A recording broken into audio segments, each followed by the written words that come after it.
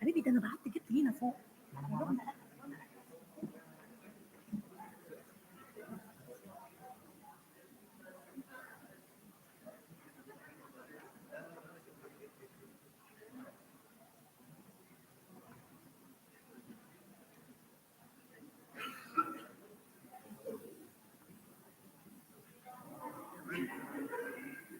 طلع ورقه دي لوحدها والله العظيم، بس الواحد يلا يلا يطمر فيهم فوق.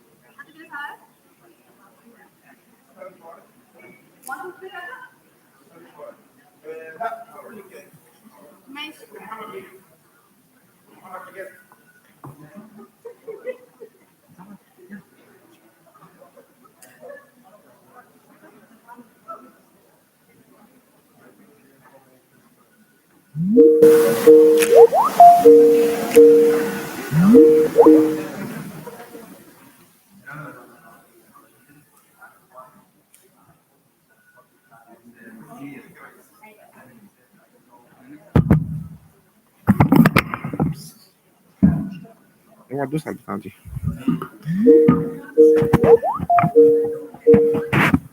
هاي الزملاء الافاضل please be seated. Please be seated. Organizing committee. We are about to start. Professor Higazi, the chair is yours, please.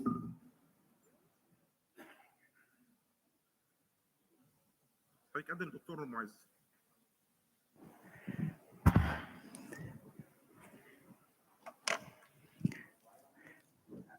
بسم الله الرحمن الرحيم. حضراتكم تتفضلوا على اساس هنبدا السيشن الاخيره في المؤتمر الناجح الخاص بالدكتور حسين. ده السكند انترناشونال بايوتكنولوجي كونفرنس، العنوان Current Challenges and Future Perspectives. دلوقتي يسعدني ويشرفني ان احنا نقدم الدكتور معز السعداني. It's an honor to us to present Dr. Muaz Saadani, Assistant Professor of Biotechnology, College of Biotechnology, Must, Egypt. He will talk about the detection of ochratoxin A in food production using advanced Apta sensor. فليتفضل. Professor, I want to thank you all for being here today, and I also want to thank the organization committee for give me this chance to present my work to you, which has as a title Detection of Ochratoxin A Production in Food Production using a new capacitive Apta sensor. In fact, this work has been established by the cooperation between two different labs, two important different labs in France, but in all Europe.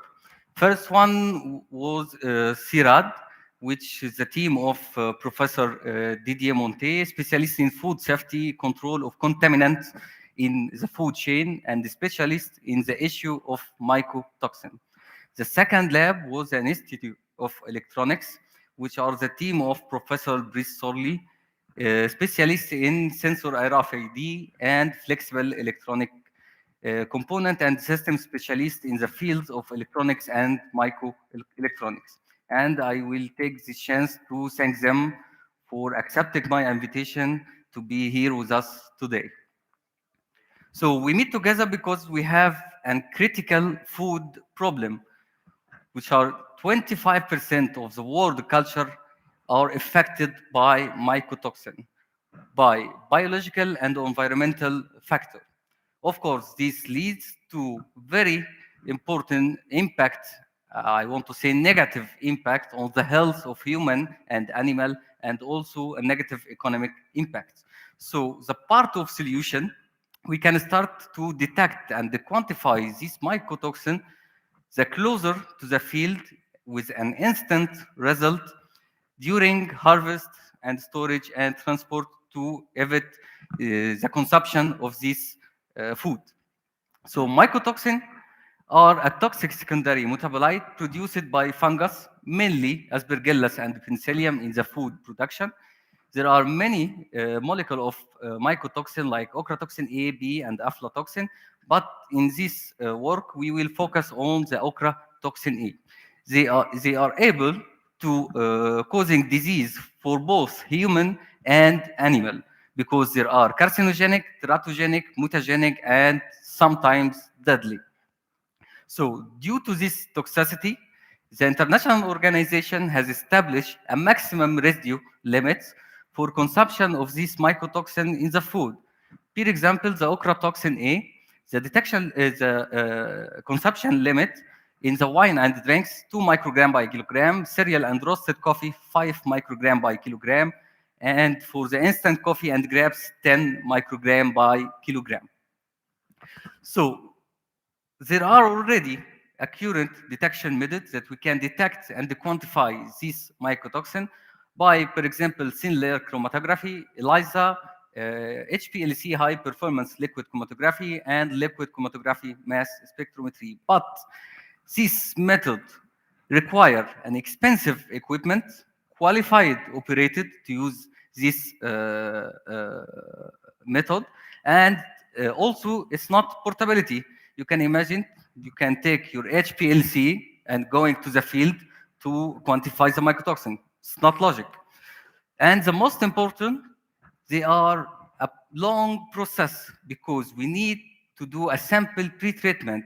We need to collect, extract, purify, separation, and then we quantify these mycotoxins. So now it's clear that we need a new detection method that are able to detect the mycotoxin in real time and low cost, and of course portable. We can use it in the container, in the field, during transport, during harvest, in any time. So in the other word, this method is a biosensor. And biosensor, we target this prototype, which is two-part. In fact, this is a passive sensor RFID device, have two parts. First part is the RFID section, and this is composed of an RFID chip and antenna, and of course RFID reader. And yesterday, Professor Brice Solly have already explained what is RFID and what are all these pieces of this sensor.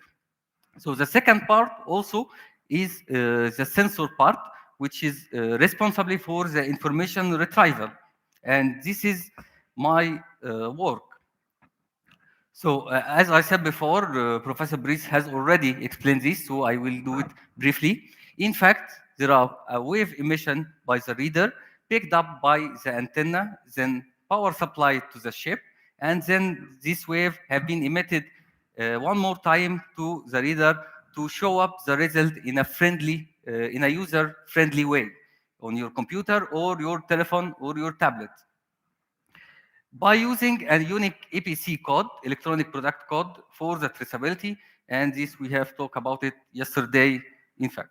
So now I will explain to you this part of the sensor, and this part is responsible for the information retrieval. So our Apta sensor will use a biorecognition element. In our work, we will use the aptamer, and we will discuss why we use this biorecognition element in our work. In fact, we will use, excuse me, I'm sorry. Yeah, we will use this aptamer as a biorecognition element to react or bind with our target, which in our case, the ochratoxin A. And in fact, the change in this biomolecular interaction will be transferred to an electric signal as a transducer, and then an electronic system will transfer this signal and amplify it to show it in, as I said before, in a user-friendly way on your telephone. So we will get a rapid detection and response, high sensibility and selectivity, ease of operation, and also operating. So to do all this, we have a step to move on.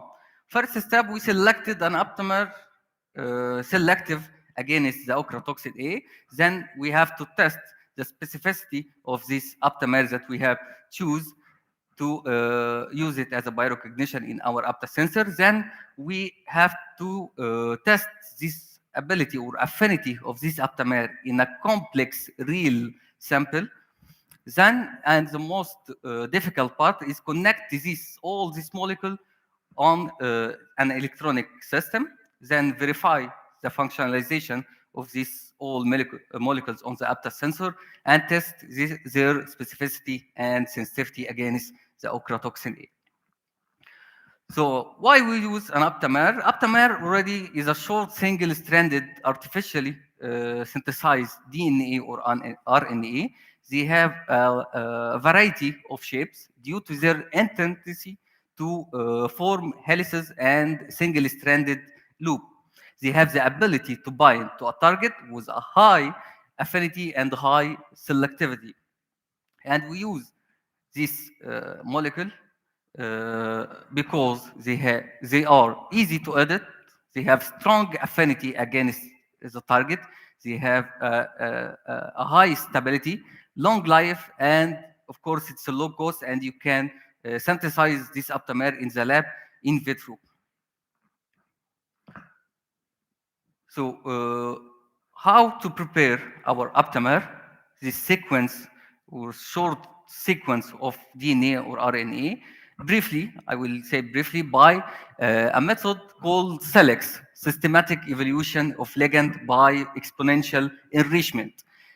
Briefly, a random library of oligonucleotide will be incubated with the target of interest. Then we eluted the non-target sequence, and we take the target related sequence and amplified it, and then sequencing this short oligonucleotide sequence, and to know what is the composition of this sequence, then we produce it by the lab. So by this method, 5 aptamers have been selected against ochratoxin A, and we confirm their affinity by different methods: qualitative confirmation by thin layer chromatography, and you have here the graph showing the result obtained that confirms that our aptamer has the ability to bind to our target. And the second method, it's a quantitative method by ultrafiltration coupled with HPLC with a fluorescent detection. From these two methods, we have select one aptamer which have the high affinity against this ochratoxin molecule to use it in the next method, next test. So we test the specificity of this aptamer with another toxin, which is OTB, ochratoxin B, and a mixture of aflatoxin. And you can see here that the result obtained have shows that our aptamer have a strong affinity against this ochratoxin A. Of course, all these tests have made by the current detection method, which is HPLC and TLC, and we know that we are not 100% accurate. So we must repeat this test one more time by using our Apta sensor. So we choose this Apta sensor, and now it's the difficult part, how to develop a capacitive Apta sensor. Briefly, the sensor is based on capacitive measurement. That means that an electric measurement based on the change in impedance. So we have to calculate the resistance, we have to calculate the capacitance to know what is happened between these two molecules. And the variation of these dielectric properties will give us the impedance measurement, and this change is induced by the binding of ochratoxin A with our aptamer. Our surface used for this Apta sensor composed of PET polyethylene tetraethylic plastic, and the porous zone that you have here is an anodized aluminum oxide with a hydroxylic end, and this hydroxylic end we will use it to link it with a cross-linker, and then to functionalize or immobilize our aptamer on this surface by a covalent bond. So here is the protocol, how we preparing our surface. As I told before, we have here the surface with the 2 electrode and the OH. We added a mercaptogenic acid to form a self-assembled monolayer on the surface, so we can elongate the chain to match after that the cross-linker that we use to activate this carboxylic molecule. And then after all that, we adding the aptamer, and we get our sulfurs functionalized. During the preparation of this surface, each step we have done, in each step we do an electric measure to calculate the capacitance and resistance to know if we are really succeeded to functionalize our surface with the aptamer or not. So this is, in fact, Professor Brice have already explained all these electric things. He's the specialist, not me. So I will just say it in briefly. This is the model, designed model that we have put for our Apta sensor. We will calculate two impedance measurements. The first one is between the two electrodes, and the second one is our immobilized molecules. To calculate, as I said, the resistance capacitance to have our impedance calculation. This is the protocol to measure our surface. We have our surface here. Okay. We have our surface here. We wash and dry it, incubated with a different concentration of ochratoxin A, then wash, dry, electric measurement. We done this measurement by an impedance analyzer, as you can see here, with a 0.5 volt, and each frequency in this we do a resistant and capacitant measurement. The frequency we use from 0.5 to 100 kilohertz. So for the result, the graph in the left, it represents the result obtained for each step of functionalization of our surface. First of all, this is the result obtained for the surface non-functionalized without any molecule on it. Then we added our crosslinker and our aptamer and also measured their capacitance. And you can see that we have increased our capacitance measurement. So this is clearly confirmed that we succeeded to immobilize and functionalize our surface or our Apta sensor. On the right, we have made also a confocal microscopy for being sure that we have already functionalized succeeded. And you can see here the orange color is due to the fluorescent molecule that I used to attach with the aptamer, so we can saw it on the microscope. Then here, as I said before, for doing this measurement, this measurement protocol, we have to wash and dry, wash and dry, wash and dry. So we think about it. Is the water have an effect on our measurement? We don't know, so we have to confirm this thing. So here is the graph on the left represent the result obtained from one sample. All this is one sample, but for each step we measure this impedance. So in the zone 1, you can find our surface without anything. We put it and measure our impedance. Sorry, our impedance. Then we wash it and repeat the measurement one more time. Then we wash it and adding the ochratoxin A. In this case, the ochratoxin A without any aptamer, without any biorecognition element, to assure that the surface have no relation to the ability of our Apta sensor to capture these toxins. And you can see that all these steps have done the same impedance measure. Then we use the same sample and adding our aptamer and measure, then wash it and dry it and measure one more time. So you have in here in the zone 2, we have increased our impedance electric measurement for these two steps. And then we added a concentration of ochratoxin A, and you can see that we have also increased this impedance measurement. So by this test, we have confirmed that we have the ability to capture and detect our toxin. We also did another microscopy study, which is fluorescent microscopy. This is the same sample by two different wavelengths.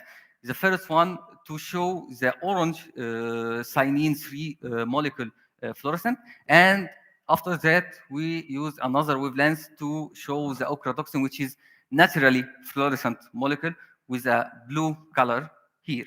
So from this test, we have proved that the water has no effect on our electric measurement, and also we have confirmed the ability of our Apta sensor to capture and bind with the ochratoxin.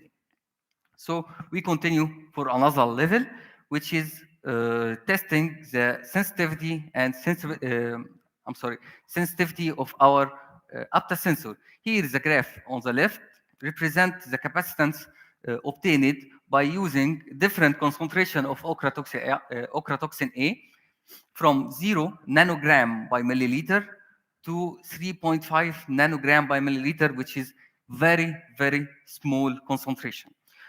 But you can see here from the result that we are able to detect each concentration of this ochratoxin.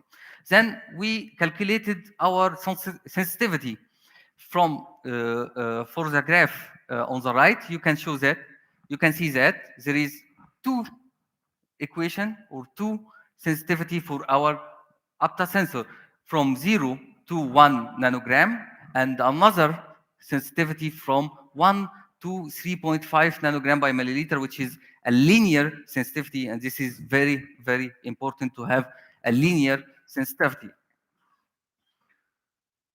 So after that, we need to know what is the detection limit that we could capped or measure the quantitative of ochratoxin A. We used concentration, very, very low concentration, and by calculation, we have obtained our limit of detection obtained by is 8 by 10 minus 4 nanogram by milliliter, which is 0.00048. So it's a very, very, very low concentration of ochratoxin A and lower than the maximum radio for consumption this ochratoxin in food. After that, we done a specification for our Apta sensor to see if he kept also the other mycotoxin molecule or not. We here tested with an aflatoxin, and you can see that we have no change. So from this test, we confirm that our Apta sensor has no affinity against aflatoxin. So for conclusion, we offer a capacitive RFID Apta sensor to quantify the ochratoxin A. We select 5 aptamer against the ochratoxin A. A self-assembled monolayer-based immobilization technique has been developed to bind aptamer to the surface of the biosensors. The capacitive Apta sensor have a linear sensitivity range from 1 to 3.5 nanogram by milliliter. And finally, the capacitive Apta sensor has a strong affinity against ochratoxin A with a limit of detection 8 by 10 minus 4 nanogram by milliliter. Our prospect that we need to move on one more step to test this Apta sensor with a real food sample, then test this Apta sensor coupled with our system of RFID as we talked before, then test the possibility of regeneration, or we can use it just one time and jet it, but it's more economic if we can regenerate our surface to use it more than one time. And finally, we need to test this prototype in the field or in a container during the exportation and importation. So finally, this work have been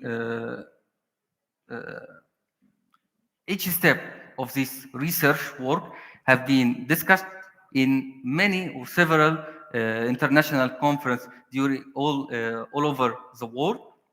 And also we have published we have developed a new method to detect and quantify this ochratoxin by optimal ultrafiltration, assisted ultrafiltration coupled with the HPLC fluorescent detection. And also we have published a book chapter for the CRC publisher in Europe. And I just need 10 seconds because in fact I want to say this, all this work has been considered like confidential by the University of Montpellier in France, and we have been forbidden to publish any publication explain or talking about this prototype, but I think we will have our authorization nearly or soon to publish this work. And thank you so much for your attention. Thank you, Dr. Muaz, Thank for you. a very nice presentation and this very important research about, and it will be, inshallah, it will be good for the health in all the world and also for physical and mental growth in our infants and the children. Thank you Oh, again. thank you, sir. For the question is, we'll postpone after the end of the session. Now, the second one in online is Professor Dr. Mariana van der Plas, Associate Professor of Health and Medical Science, University of Copenhagen, Denmark. She will discuss the host defense peptides in health and disease. Dr. Mariana, you are welcome. Dr. Mariana, you can start. Dr. Mariana, you hear me? Yes, I can hear you loud and clearly. Can you hear me too? Yeah, please, you can start the very nice talk, host defense peptides in health and disease. Welcome. Thank you very much, and greetings from rainy Denmark. Unfortunately, I could not join you live today, but I hope you can still enjoy my work and the presentation I'm having right now. So let's get started. Yep. So why is it we're looking at host defense peptides? And that is because they are promising alternative to antibiotics and immunomodulators. So, of course, you all know antibiotics, they're anti-infective, they might be broad spectrum, but they're not anti-inflammatory, they're not anticoagulative, and they also do not block endotoxins. And that is sometimes a problem because actually giving antibiotics to a patient could make the inflammation worse and could also make it worse for the patient. The same, of course, with antiseptics. Again, they work against the microbes, but not against the immune system. On the other hand, we have immunosuppressants that have absolutely no effect against microbes. They are anti-inflammatory, but often they are not anticoagulative, and they also do not block endotoxins. Well, with host defense peptides, actually they can do it all. They are antimicrobial, they're broad spectrum, they're anti-inflammatory, they're anticoagulative, and they also block endotoxins. Of course, it's not as easy as just this, and that's what I would like to show you now. So host defense peptides are released during wounding. And this is probably some you've heard of. It's the most common, most studied ones, I guess, is the catalycidins L37, for example, which is produced by neutrophils, but also defensins from keratinocytes. Now, you've heard probably about antimicrobial peptides, because that's how we called these peptides previously. But often these peptides have immunomodulatory functions, and that's why we call them host defense peptides nowadays.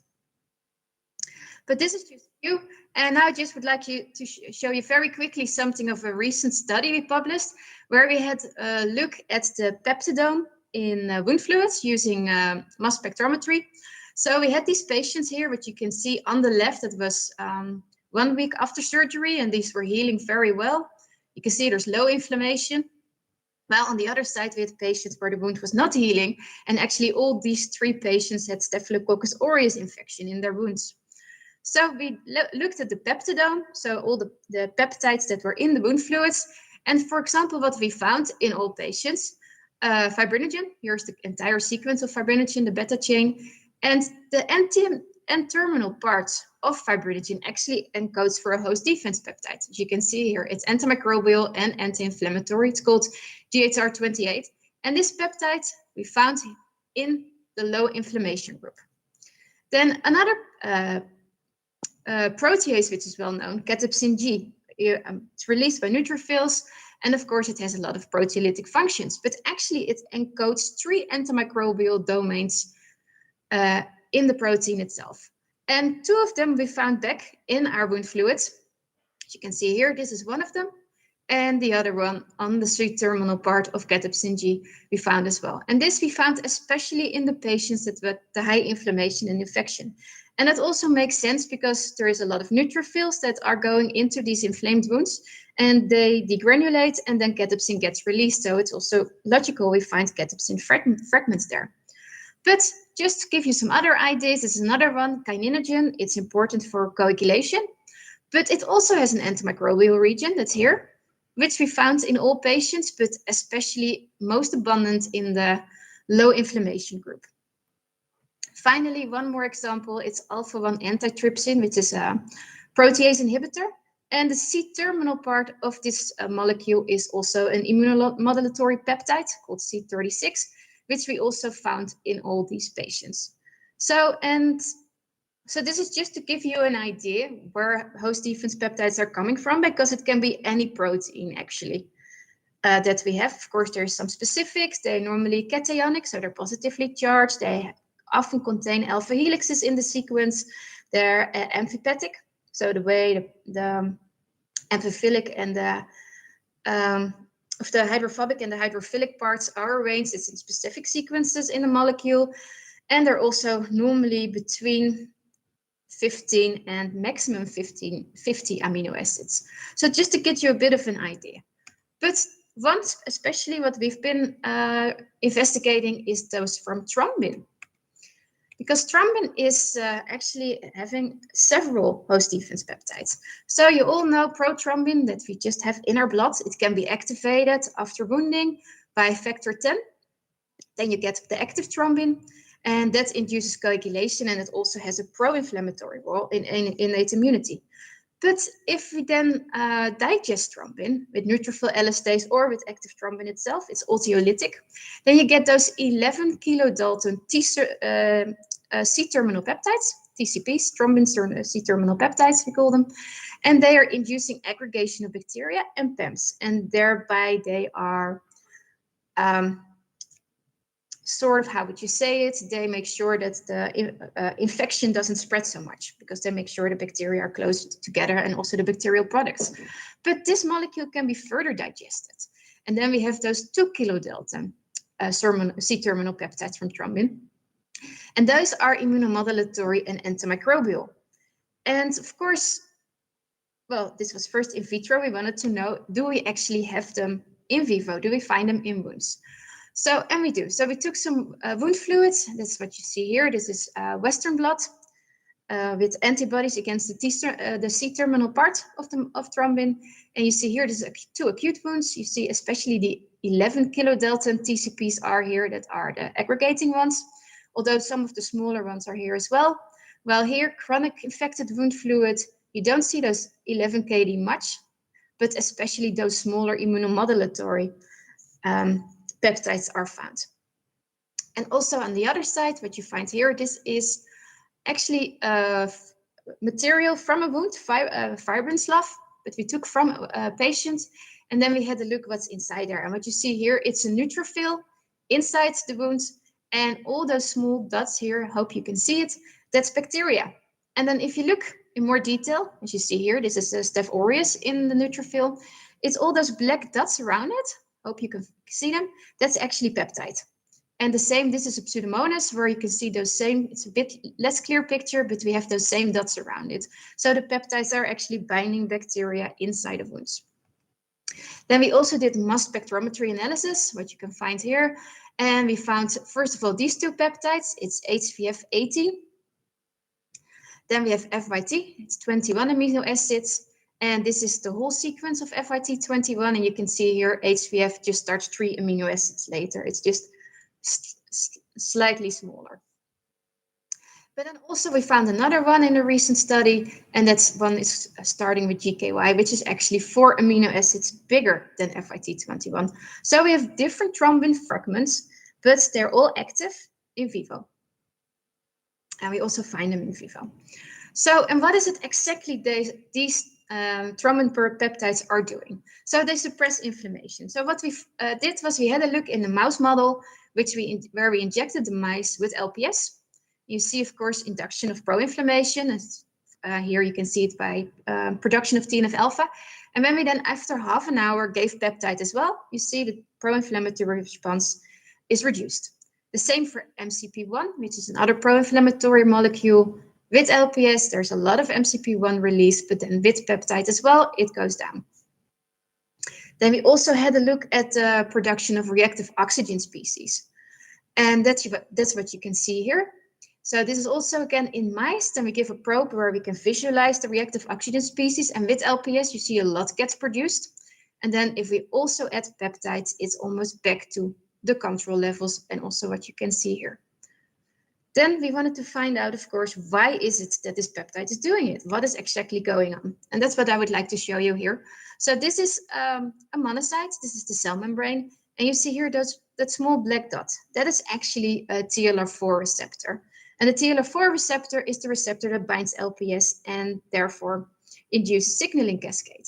And that's what you can find here. We added LPS to these cells. You see the TLR4.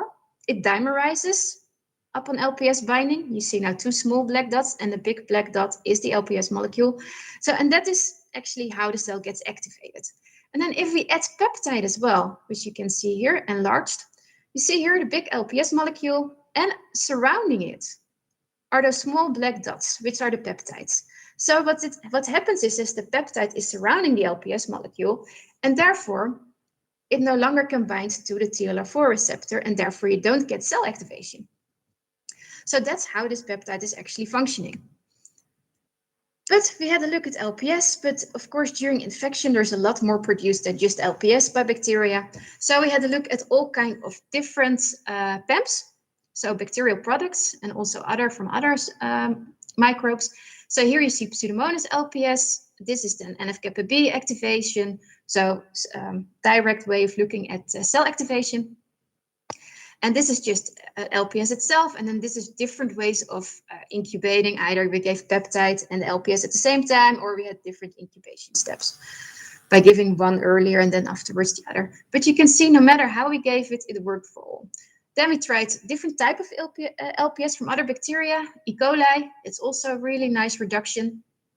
We used LTA, which is on gram-positive bacterial membranes, and that also worked, at least for some of the incubation ways we used. Simosem, which is actually something coming from yeasts, that was reduced as well. Flagellin was not. That was actually the only one we could find that was not inhibited.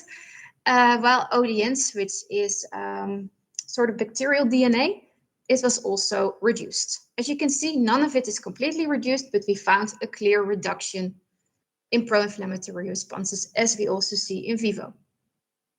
Then we also wanted to have a look at what happens if we use bacterial culture medium. So we cultured bacteria for 24 hours, we removed the bacteria, but everything else was still in there. Then we added it here to the same cells and looked at NF-kappa B activation. And you see here, this is different strains of Pseudomonas. And again, with peptide, you see a clear reduction of the pro-inflammatory response. And finally, we did this in whole blood, where we looked at pro-inflammatory cytokine release, and just with one of those bacterial culture mediums, one of the strains, and again, very clear inhibition of pro-inflammation. Then finally, we also had a look at TNF as being an endogenous stimulator of inflammation. And even when we added TNF, again, not 100% reduction, but it is a clear reduction on all the different concentrations we tested. So then we wanted to know, okay, we know now it's reducing inflammation, but what's actually happening afterwards? So, and then we found that TCPs are internalized into lysosomes, what you can see here, and also what we found here under the microscope. You see again, those black dots are peptides. And so, and of course, normally lysosomes are used as sort of the waste bins of a cell. They're just taking up, they degrade, and that's it. But we wanted to know, is it still having a function inside? So what we found was that when you have the peptides just in buffer at a pH of 7.4, actually when you have high concentrations or higher, then you see these black dots appearing. And that's because the peptide is dimerizing. Well, at a pH of 5 or lower, we do not see this happen. There you see, don't see anything. There's peptides in here, but because it doesn't form those aggregates, we can't find them. We don't see them under the microscope. And what's the interesting part here? At pH of 7.4, we see increased immunomodulation, while the antibacterial activity is not so important. While at a pH of 5 or lower, we see that it's actually increasing the antibacterial activity while decreasing the immunomodulatory activity. So therefore, when the bacteria are taken up by the cells, and then when it's in combination with peptide, we actually can see an increased antibacterial activity inside the cell. So the peptides are helping the cells in getting rid of bacteria. So therefore, as I showed you, TCPs, they're multifunctional host defense peptides. They're anti-inflammatory by just blocking the signaling cascade. And as I mentioned as well, they're also antimicrobial, although it depends on the pH. And that's also something we find was very interesting in another study where we had a look. So I mentioned, of course, we have those different peptides that we found in wounds. And the one that's called HVF18 is only formed by human proteases, while the one that's called FYT21 is actually formed by bacterial proteases, both from Pseudomonas and also from Staphylococcus aureus, which we tested. So, and of course it makes sense because for bacterial perspective, if they can suppress inflammation while not being killed because the pH is not on the right conditions, it would be good for bacterial infection to continue. And that's what we see mostly in chronic infections. Well, when it's an active infection, then we see the other peptides. And then, of course, it's a different story. And that's also the final thing I would like to show you. So under buffer conditions, we see actually bacterial killing also at a pH of 7.4. But this killing is very similar to what we find being lytic to the cell. So here you see hemolysis. So, and here there's almost complete hemolysis and also complete bacterial killing. So it makes sense that it works both ways. Well, if we do the killing in blood, also again at a pH of 7.4, we don't see any bacterial killing, maybe only at the highest concentration, there's a minor effect, and that's of different strains. And if we look at hemolysis in whole blood, we also don't really see much hemolysis, and maybe at the highest concentration, there's a tiny bit. But that doesn't mean we can't use them against a bacterial infection. So in the final study, what we did was we created wounds on pigs, which you see here, and then infected them with Staphylococcus aureus. And then we also had a group of wounds that was also treated with a gel with one of these TCPs in there. You can see here there is absolutely no infection. That we also found with swabs. So we go from a lot of bacteria to hardly anything, and you see also that pro-inflammation compared to the just infected wounds with the peptide is much lower and almost close to uninfected wounds. So therefore, we actually can use these peptides for therapy. We can use them to prevent bacterial infection. And of course, especially we can use them to reduce inflammation in pro-inflammatory diseases. So finally, I would like to acknowledge, first of all, my team, especially June, who has been involved in the peptidomics studies, my former PhD students, Finja and Ravi, and also my former team in Sweden, and our collaborators in Sweden and the UK. And of course, also the foundations that have been sponsoring our work. And the last thing, I would like to thank you all for listening. Thank you very much, Mariana, for very, very useful and practical issue in our field as a doctor and surgeon. And of course, it's better for healing power in wounds, and the healing of the burned patients will use it, inshallah. And I advise you to proceed in your... I can't hear you anymore. I advise you to proceed in the wide scale research. You hear me now? Yes, now I can hear you, but you were just gone for some Yeah, time. So I'm not sure what you said before. Yeah.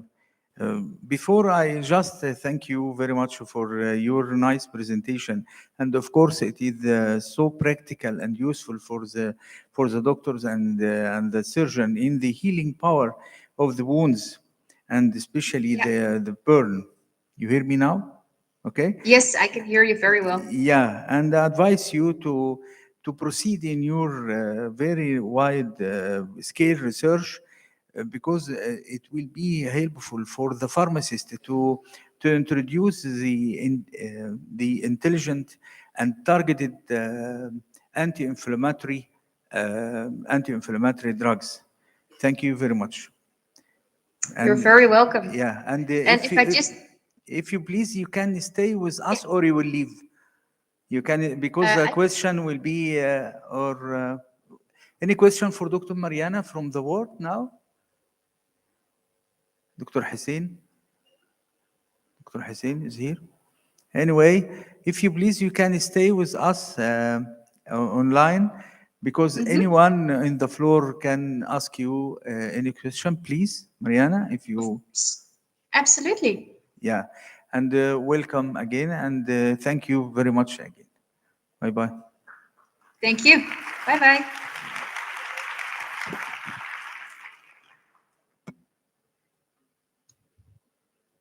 Now, it's an honor to me to introduce Dr. Hussein Sabit. Dr. Hussein. Doctor. Dr. Hussein Sabit is a professor of cancer epigenetics and College of Biotechnology, Mast, Egypt. He will represent today the very important talks about the special mediator activation of CHD1 suppressed metastasis of breast cancer in rats. Thank you. Thank you. Thank you, Professor Higazi, for letting me speak to my colleagues here today. Actually, everyone stands up here, start his talk or her talk with thanking the organizing committee for inviting him or her to be on the stage. A part of me, I would like also to thank the organizing committee for letting me here. Thank you, guys, backstage guys, everyone here to show up this very nice conference. Actually, I am very, very, very, very proud. I can tell you from my heart that I am proud of having you all in this hall and the backstage, guys, to present this conference in something that we have to, all of us have to be proud with it. Thank you, guys, again. Actually, my presentation will be very, very fast because, you know, I also advise all people to just, as I ask Professor Didier, please compress, Amperta, please compress. For me, I have to compress the presentation. So where's my presentation, guys? Hey, Angie. I thank the organizing committee. Where is my presentation? Oh, yeah. It works. Okay. So, guys, we started our conference yesterday at 8:30 a.m. And we are now here at, like, more or less at the middle of the day. Do you know, guys, during these couple of days, how many individuals died of cancer? Unfortunately, we have 1,800 individuals died of cancer worldwide. So during 2 days only, 1,800 guys died from different types of cancer. So we have a big dilemma of cancer. So all of you know the cancer that starts in every tissue in our bodies. Not every tissue, but almost every tissue in our body can start these normal cells to be converted into malignant cells with different mechanisms. One of them is genetic mechanisms and the other is epigenetic mechanisms. We have multiple epigenetic mechanisms that convert the normal cells into the malignant state. Actually, to deal with that, we have, like, as I told you, we have this cancer, like 1.9 million cases each year appear with different types of cancer. And it is, as I told you, the most common cause of death worldwide. But actually, it's not like that. It's a complex disease, as you see. And it's all marked with uncontrolled proliferation, so you cannot control the proliferation of the cell.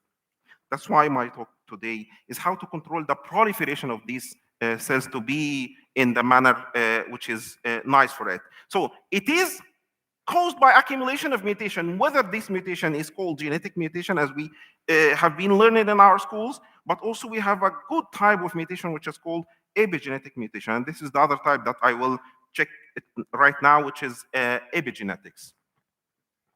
So all these, the types of cancer, but you can look to the breast cancer, which is like, comprises 12.5% of all cancer cases all over the world. So it's one of the major widespread cancer. Also, it affects not only female. Yes, the majority affecting female, but you know, and this is a secret to you, there is a breast cancer in males also, and it's fatal. Yes, of course, it's real, but it happens also. So when we are talking about the CDH is a gene that is connecting the cells to each other. That's why they call it molecular glue, that connects the cell to each other. That's why when you scratch your skin like this, all the skin graft comes as a single part. It's not like single cells. When you wash your hands under the tap water, why your cells does not drain? Because it's connected to each other with this gene. It's a metalloproteinase gene, which is ecadrine gene. So it includes what? It includes calcium-dependent cell-cell adhesion glycoprotein, and it has the major function in endothelial mesenchymal transition, and this is one of the most common features of the cancer migration and metastasis.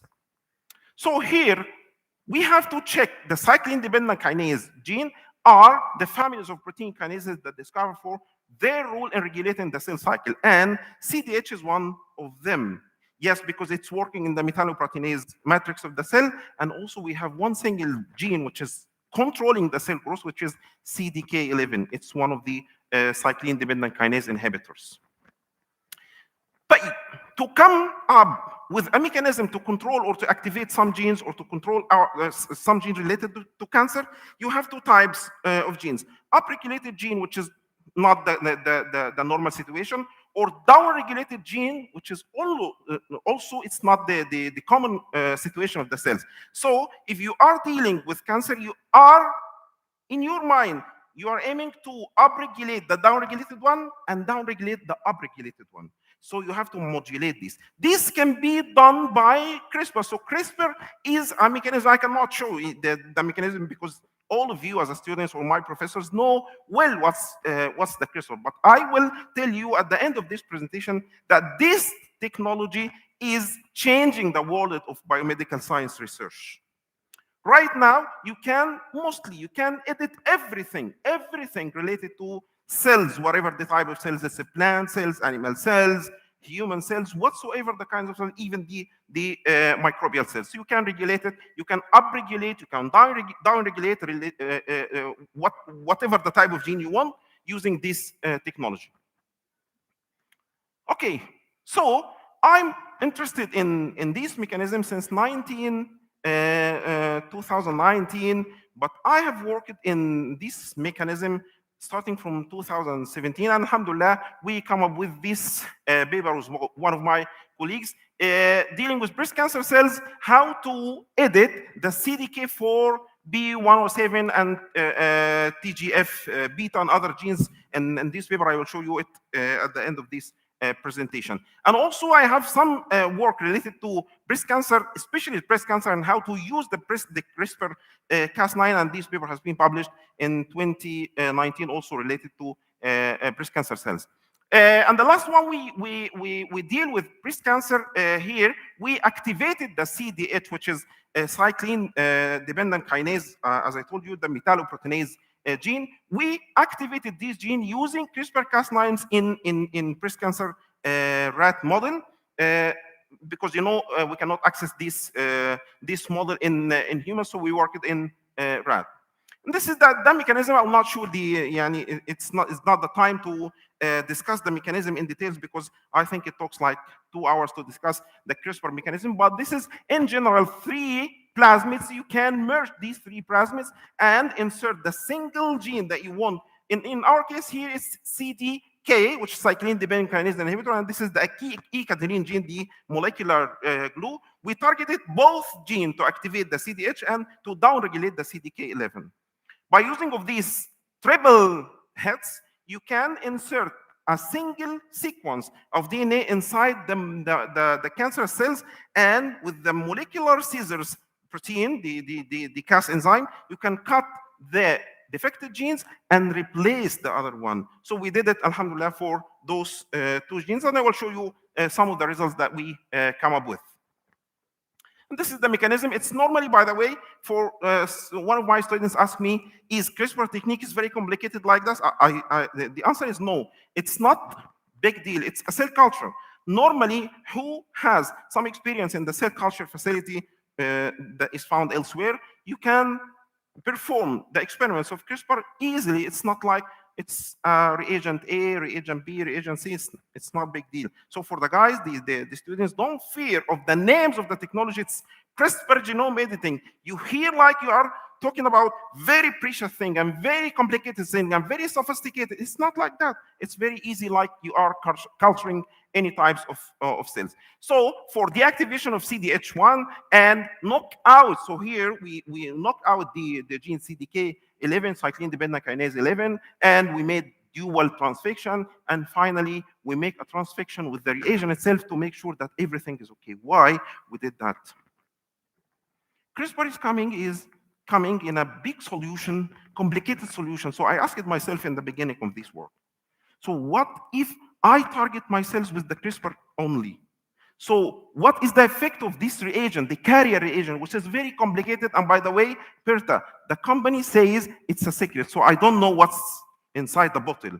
So I decided to put this as a control. So I will transfect my cells only with the transfection reagent to make sure that everything under control.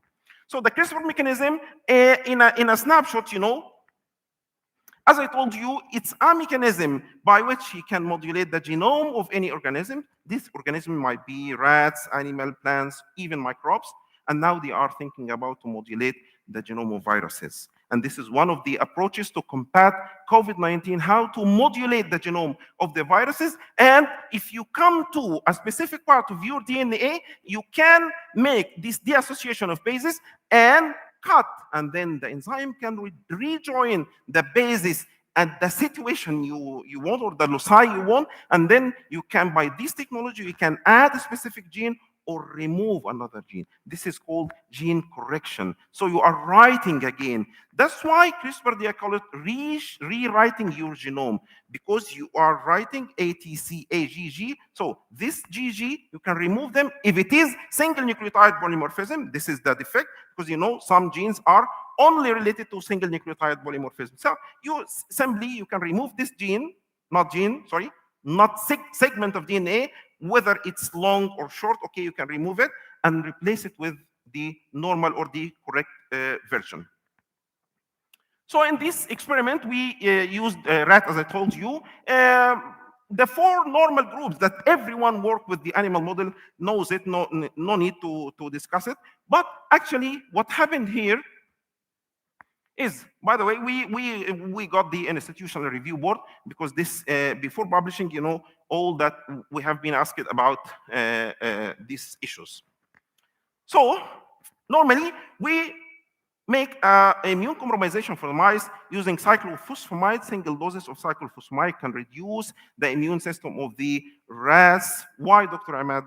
Just because you will insert foreign cells, which comes from human origin. So how, when someone asks me from the students, Dr. Hussein, are you able to insert human cells into rat mammary gland? I said, yes. Why? Because you immune compromising the animal itself. So we did that. So we come up with some results when we make for the cell line. We use, by the way, MCF7 ductal carcinoma cell line, breast cancer cell line, as a model to modulate it before inserting it to the mammary gland of the cells of the mice. So here, this is the control cells. You see here, I'm talking about the annexin 5 FITC, which is related to the apoptosis detection. Here, almost no apoptosis for the transfection medium also. And here from this slide, you can show that the transfection media, as I told Berta, I have to make sure that the solution is normal, so that you cannot find any differences between the control and transfection media. But here you can find a difference. 3.26% of all the cells goes to late apoptosis, means our treatment is affecting the cells and induce the apoptosis in these kind of cells. Again, we made the same for the dual transfection, and this is dual. I made the same CRISPR heads to activate the CDH1 and to knock out the CDK11. So both of them are combined in one single cell, and this cell is cultured in the lab and then introduced again to the mammary gland of the cells. And this is, you can show here that the rate of late apoptosis is 8.22, which is higher than the single hit we made before. Here, this also the CDK11 gene, you can see that the level of apoptosis, which is 21 point something, related to higher efficiency. That means from this study, we can indicate that down-regulating CDK11 is much more important than activating CDH. Why? Because all of you know that CDK11 is cyclin-dependent kinase. Cyclin-dependent kinase means Professor Dr. Mukhtar Zawahri taught us several times that cyclin-dependent kinase means the regulation of cell cycle. So if you deregulate the cell cycle, means you are combating cancer. So it is very easy. If you think about cancer, how to control cancer, it's two ways. If you are controlling the cancer by inducing it to apoptosis, this is very nice. But the other place or other way of thinking, you can imagine that you can control the cell line by what? By deregulating the progression. So if you subtract one of the main bases of the cell cycle regulation, which is CDK11, you can downregulate this. It gives you a major number of cells enter to late apoptosis, and this is, for us, is very good. And here's some histograms just to show that here, I can show you here, with the CDK11, this is the late apoptosis. So the maximum number of late apoptosis cells I received from this experiment comes from when I infect the cells with breast cancer cells hit by CRISPR to downregulate this gene, which is CDK11. Okay, when it comes to the cell cycle analysis, here this is the normal, and this is, by the way, the G2. This is the normal state of G2 for the transfection medium, almost the same. But when I hit the cells with CDH1, the G2 starts to raise, and this mean or could be interpreted on the next two slides. You will see here the G2M, because G2 is the first stage. After that, the cell will enter the mitosis. So when you arrest the cell here in the G2 phase, you mean that you are arresting the cell in a specific phase before entering mitosis, so you are controlling the growth. Because the cell will not divide unless it passes mitosis and then divide. So if you arrest the cell here before entering mitosis, you are controlling the cancer proliferation. So this is for CDK, and this is for the CDK11. Also, you can see that G2 is highly elevated, and this means for me that the cell here are arrested at the phase G2/M, means it is arrested before entering mitotic division. That means it is inhibited from being proliferated. And this is the hit. When I hit the cells with CDH1 and CDK11, you can see the big difference that the G2M is highly elevated. That means the cell who enter G1 is stopped at the G2. That means as if you are in the traffic, Dr. Ahmed, you are in a traffic. Some cars come and stop on the red light, and the other cars come to stop. Other cars come to stop. So you are here making a line of cells, which is increase the number of cells at this red light, and this red light here is G2. Means that the cells here are not able to enter mitosis. That means for me, that means that the cells are not able to proliferate, and this is good sign for controlling cancer. And this is here, as I mentioned in the last slide, the same here. When I hit the cell with CDH only and CDK only, and here with the dual transfection, you can see here that the longest one of the G2, this is the G2, the longest one when I hit the cell with CDK11, as I mentioned in a couple of minutes ago, that the CDK11 is a controller of the cell cycle, which is a cyclin-dependent kinase. When you hit it, when you downregulate it, you make a disruption of the cell regulation. That's why the cell here are not able to proliferate normally. Okay, we didn't stop here. We asked ourselves, okay, what are the genes involved in this situation? Yes, we are working on the cell cycle regulation and apoptosis detection and CRISPR, knocking down, activation, everything very nice. till this moment. But you have to ask yourself about which the genes are involved in this mechanism. So we worked in CDH. You can find here, compared to the control, this is the fold change, by the way, compared to the control that the CDH is elevated. Also here in the transfection media, there is no big difference between the control and the CDH heads.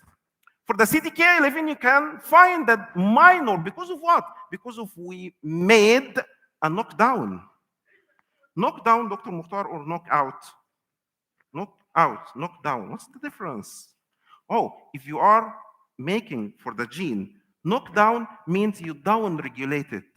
But when you knock it out, means you remove it completely. And that's what we did with CRISPR. CRISPR is able, Dr. NG, to eliminate the gene. This is the molecular scissors. You can eliminate the gene and remove it to the basket. So here, it's a sort of regulation. So someone will ask me, so what's this type of regulation? It is like that. That means there is some genes is activated. Okay, I told you that CRISPR is not efficient 100%. You cannot find any technique in the world that is 100% efficient. You can find some cells that escape this cut down, and these cells, by the way, increase in number, and then express CDK11, and then you can find this minor expression, because real-time PCR, as Dr. Muhammad knows, is very sensitive. It can detect the minor amount of RNA. So this amount of RNA is here. And finally, this is the dual transfection. You cannot find any difference, significant differences between the control and the dual transfection. But here in the dual transfection, with the CDH only, you can find a big difference between the control and the treatment. And that means, as I told you several times ago, that this gene is very important in controlling cell. If you want to control the cell, this is the only way. So this is my recommendation here. If you want to tackle any type of cells, search for the specific gene that is responsible for the proliferation, and then try to cut it down. Try to knock it out, not down. Knock it out. And this is very easy right now by CRISPR. It's not, by the way, CRISPR, genome editing is various techniques, talons and finger, but CRISPR now, we have now, by the way, CRISPR.2. That means the CRISPR that I used in this study like 4 or 5 years ago is now transformed. So I am here, I'm very late. And these kind of experiments are obsolete, by the way. I know that one of my students now listen to the CRISPR to the first time, says, oh, mashallah, CRISPR is very good technique and I can use it in my life. But I can tell you right now that this CRISPR that I used 4 or 5 years ago is now obsolete. Obsolete. Because we have another CRISPR called CRISPR 2.0, means we are in 100 steps forward in detecting one single base. You can remove not a specific gene or a specific sequence. Well, you can detect one single base and detect this base and replace it with the correct base. And this is the CRISPR Cas2. For the Cas2 pathological sectioning, we treated the mice by, as I told you, we injected these transformed cells or edited cells to the mammary gland of the mice. And we see here for the breast section, you can find some infiltration found in the transfected group, showing minimal colonization of the tumor cells. That means this CRISPR technology and the cells that comes to be homed. And you know, as Dr. Mukhtar always said, the cancer cells are homing. So it reaches the site, it travels from breast, goes to the lung or goes to the any other part of the body and make what is called homing. So homing means it starts here to proliferate again to make what is called secondary breast cancer. It's not, even if it's found in the lung, it's not lung cancer. It's secondary breast cancer because it originates already from there. Okay, so to control this, you are searching before making this histological part. I asked the colleague who did this in the veterinary college in Cairo University. I'm expecting to find a cell with less proliferation. And alhamdulillah, we find that the cells is, you can find that the tumor cells here is less proliferated compared to the normal cells. And we did the same, by the way, in the immunohistochemistry to find out, is it the gene of interest of our is expressed inside the cells or outside the cells in the interstitial spaces. So we found this As you see here, this is the transfection media and the control transfected. This is the transfected. The big difference between transfection and the controlled cells, according to the gene that is expressed inside the cell, which is CDK11, which is cyclin-dependent kinase. So in conclusion, I can say that, because to just I see the time here, I cannot neglect it. In conclusion, I can say that for the younger generation, not for my professors and dear colleagues, for the younger generation, please put your mind in, do your experiments, your research plan using this technology, not this technology, I mean CRISPR.2, because CRISPR.2 is changing the world of biomedical science, as I mentioned before. I think you can manage all type of cancer from different aspects, from surgery, from chemotherapy, radiotherapy. But here in the biotechnology field, we have advantage. Our advantage, Dr. Didier, is that we are going directly to the source gene, the defected genes that we can modulate and then to combat this kind of cancer.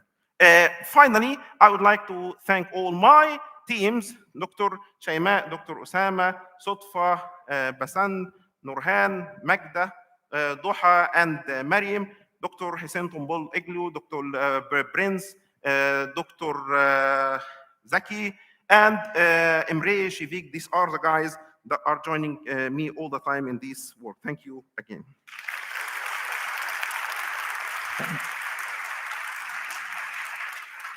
Thank you. Thank you a lot, Dr. Hussein, for very, very important knowledge that me myself is accepted from your intelligent research. Thank you. Really, it is intelligent research. Thank you. And I hope it can be practical and applied to cure the breast cancer, I think, in Egypt and in the world. And as you put the policy, they will postpone the questions after the session, if Yes, you please. okay. Now I'm transformed from being a speaker to being a organizer. Yeah, of course. Thank you. Now we have our dear Prof. Dr. Ahmed El-Zawahri, the son of my dear Zawahri, Associate Professor of Urology, Lyons University, United States. He will discuss with us cell-free DNA and its future role in diagnosis of urinary tract cancer. Dr. Ahmed? You hear me, Dr. Ahmed? اوكي You hear me, Dr. Ahmed? ايوه أهلا وسهلا، مرحبا بك أهلاً في بك. القاهرة، إزيك؟ حضرتك اهلا بحضرتك اهلا وسهلا بحضرتك اتشرفنا بيك في المؤتمر ويا ريت تبدأ التوك بتاعك على طول دلوقتي حالا. اوكي بسم الله الرحمن الرحيم. Mr. Chairman, dear organizing committee, thank you very much for inviting me for this wonderful meeting. I would like to commend you on the organization. It seems very fluid and very nice. I'm going to talk about urine cell-free DNA and urinary bladder cancer. And it's actually going to hit on other points, not only the bladder cancer. But it seems that urine and saliva are going to compete in the future about who is going to win for being the tool for the biotechnology and diagnosis. So early in my career, I was blessed by working in a lab as a basic science for 3 to 5 years. I was a postdoctoral fellow. And things came to my mind about the basic science versus clinical science. And this was an eye-opening because I saw that basic science see only the tip of iceberg, and they don't see the clinical science, they don't see the clinical implication and application of the basic science world. And on the other hand, the clinical science doesn't see the basic science and the magnitude. So we flip the coin. The clinical science see the tip of the iceberg and they don't see the rest. And here comes my view or my role in the lab. I was a mediator as intermediate between both science. Why? Because I understand that some of the basic science and I understand how do they think. And I found out that actually they don't see any of the implications of their work in the clinical science. And also they don't understand how is this affecting the patients, patient treatment and approaches. And I thought that this is something interesting. And also it was interesting to me that there is no collaboration between both worlds. It seems that they are lost in translation. So this is kind of an application of what I saw and how is it going to help us in the future. When we look into the bladder cancer as an example, bladder cancer has different grading, different classification, and all of this depends on how we diagnose bladder cancer. When we look into the bladder cancer, and this is the part that's missing in the basic lab, tissue biopsy is the most important and the gold standard for not only the bladder cancer, but most of the cancer that we are dealing with. We saw the earlier lecture about breast cancer, so tissue biopsy is important. How we do that tissue biopsy in bladder, it's very invasive. And I used to be in the lab working with the team, and they always say, oh, go for a bladder biopsy, go for a bladder biopsy. And I was like, oh, wait, do you understand what is the biopsy going to involve? And the biopsy in the bladder is not simple, like any other tissues as well, because we have to use tools, anesthesia number one, which is invasive. We have to take some resection. We can see the resection tools up in there, where we resect a portion of the bladder out. How is this going to affect the patients afterward? This is what's missing. The patient is going to have a catheter for 10 to 15 days. They are going to have blood in urine.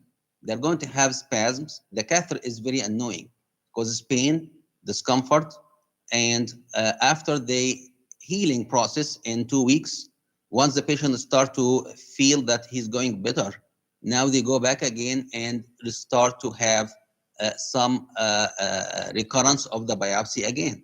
So usually we do take the patient back 4 to 6 weeks for a biopsy. When we do that, the patient go into the same cycle again. I usually tell the patients it's a problem because I feel the ordeal, and I think that the patient is becoming a hostage to the situation. Not only that, a lot of times we have to go up higher in the kidney to take a biopsy. We use a ureteroscope. The ureteroscope is about 3 millimeter with a side channel 1 millimeter. So it can tell us how big is the biopsy. It's about 1 millimeter biopsy.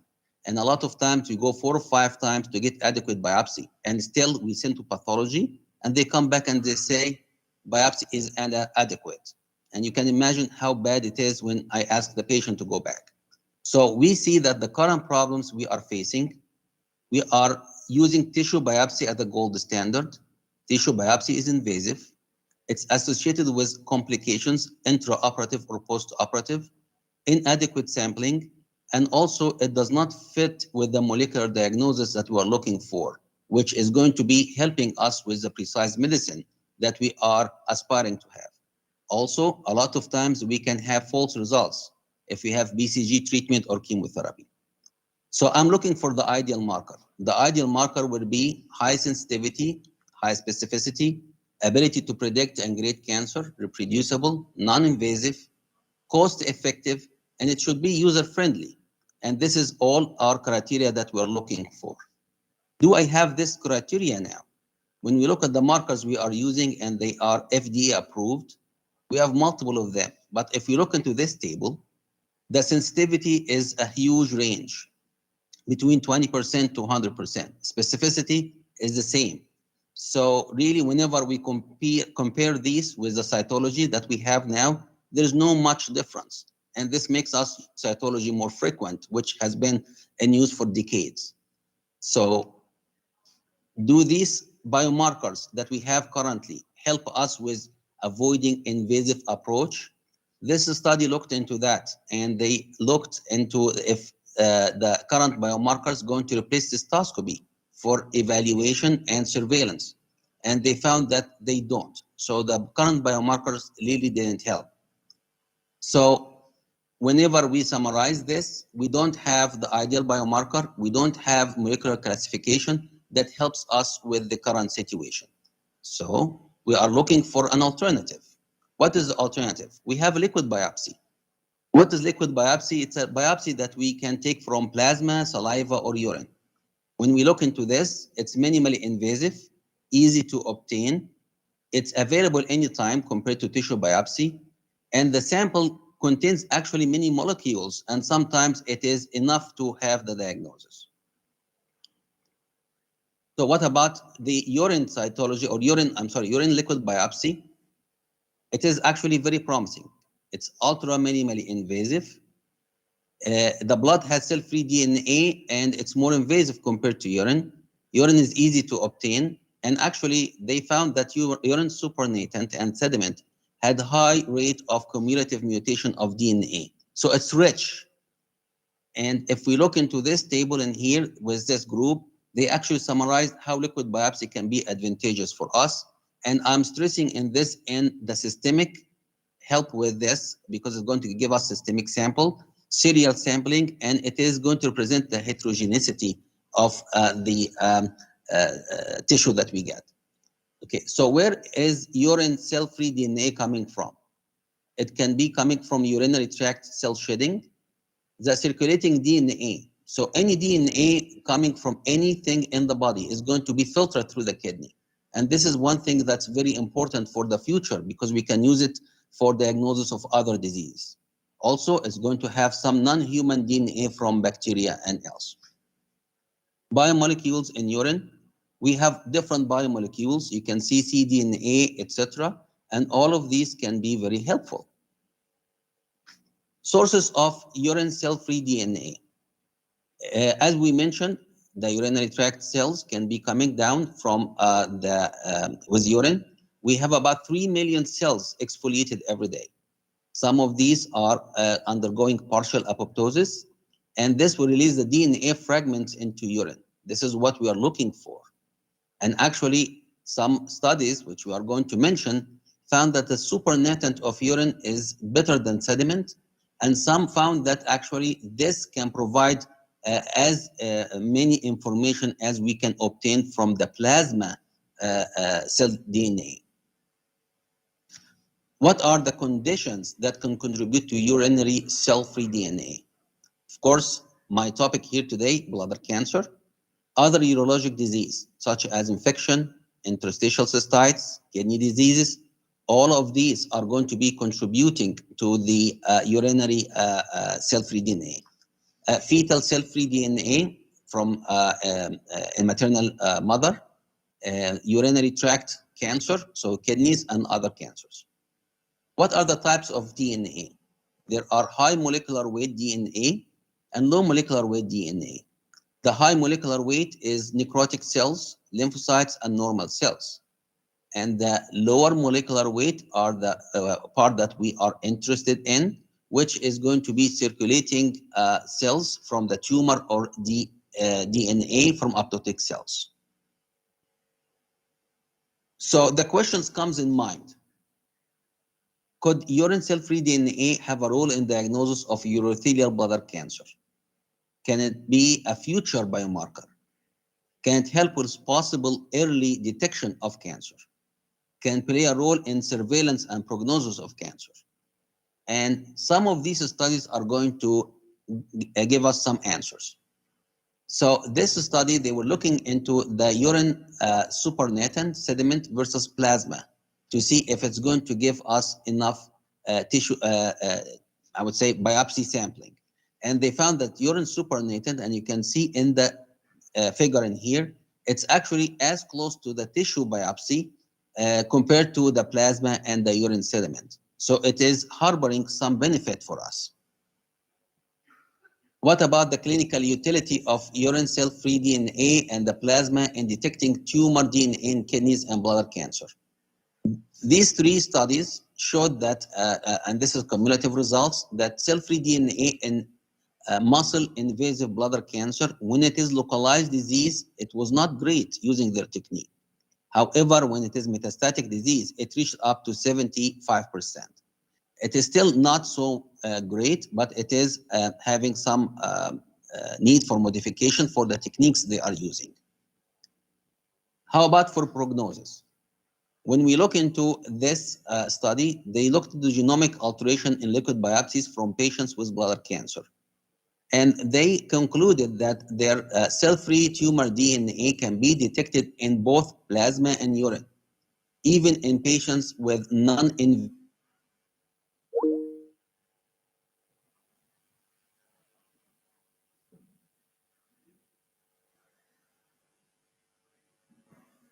دكتور أحمد أنت سمعنا؟ دكتور أحمد؟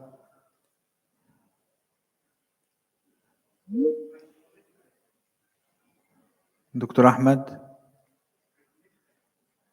You hear me well now?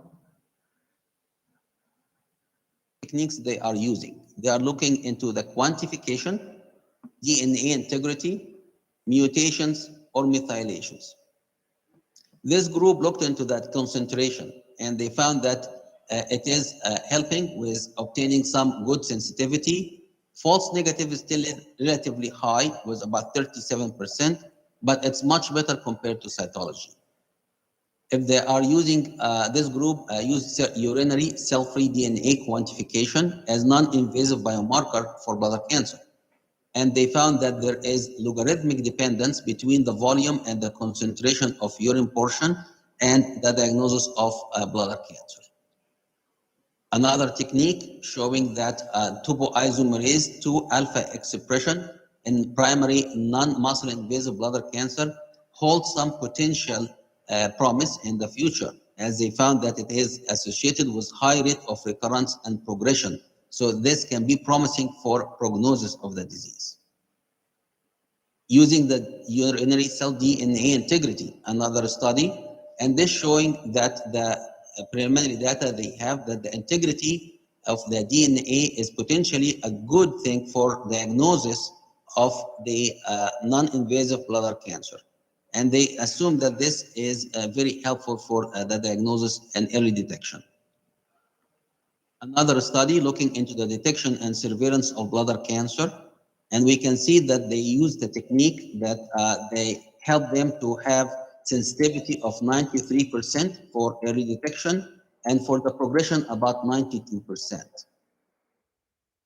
Whenever we are looking into the detection of bladder cancer in this group, comparing cell-free DNA and cellular DNA, and they found that both results are comparable for diagnosis. Using sequencing, they used the sequencing of DNA, and they found that bladder cancer can be detected in urinary cell-free DNA using their techniques with a 93% sensitivity and about 95% specificity. So what are the advantages I can see and we can see from the urine cell-free DNA? We can say it's ultra non-invasive. It's very excellent for patients who need repeat sampling. Easier to handle. There is nothing less than having a urine sample in a container. Less cells and protein to handle. No need for high technology. And here in the United States, they always need phlebotomists to have blood samples. So we are not going to need that. Easy to implement in outreach area. And I think this would be excellent in places in remote areas that they can send just urine sample. It's efficient and low cost. However, we cannot declare victory because there are a lot of limitations still ahead of us. Number one, we can see from these studies, there are no standard technique or protocol. Every lab has its own technique and way to do things. Reproducibility is still lacking. Sensitivity to low-grade cancer is not great. Background noise is still there. There are study limitations. We can see that some of the studies has only 12 to 16 patients, which are not enough to have a bigger conclusion. We don't know how this going to affect our tumor treatment in the future, and how is this going to help us with the classification of the tumors in the future. So basically, we're still in very premature stage, and I would say we are still in infancy. So whenever we look into the summary, what we are thinking from this, current biomarkers are not ideal. Tissue biopsy are the gold standard. However, they are invasive and associated with significant morbidity to the patients. We are still looking for that ideal biomarker. We are hoping that urine cell-free DNA may hold the promise for that. Thank you very much.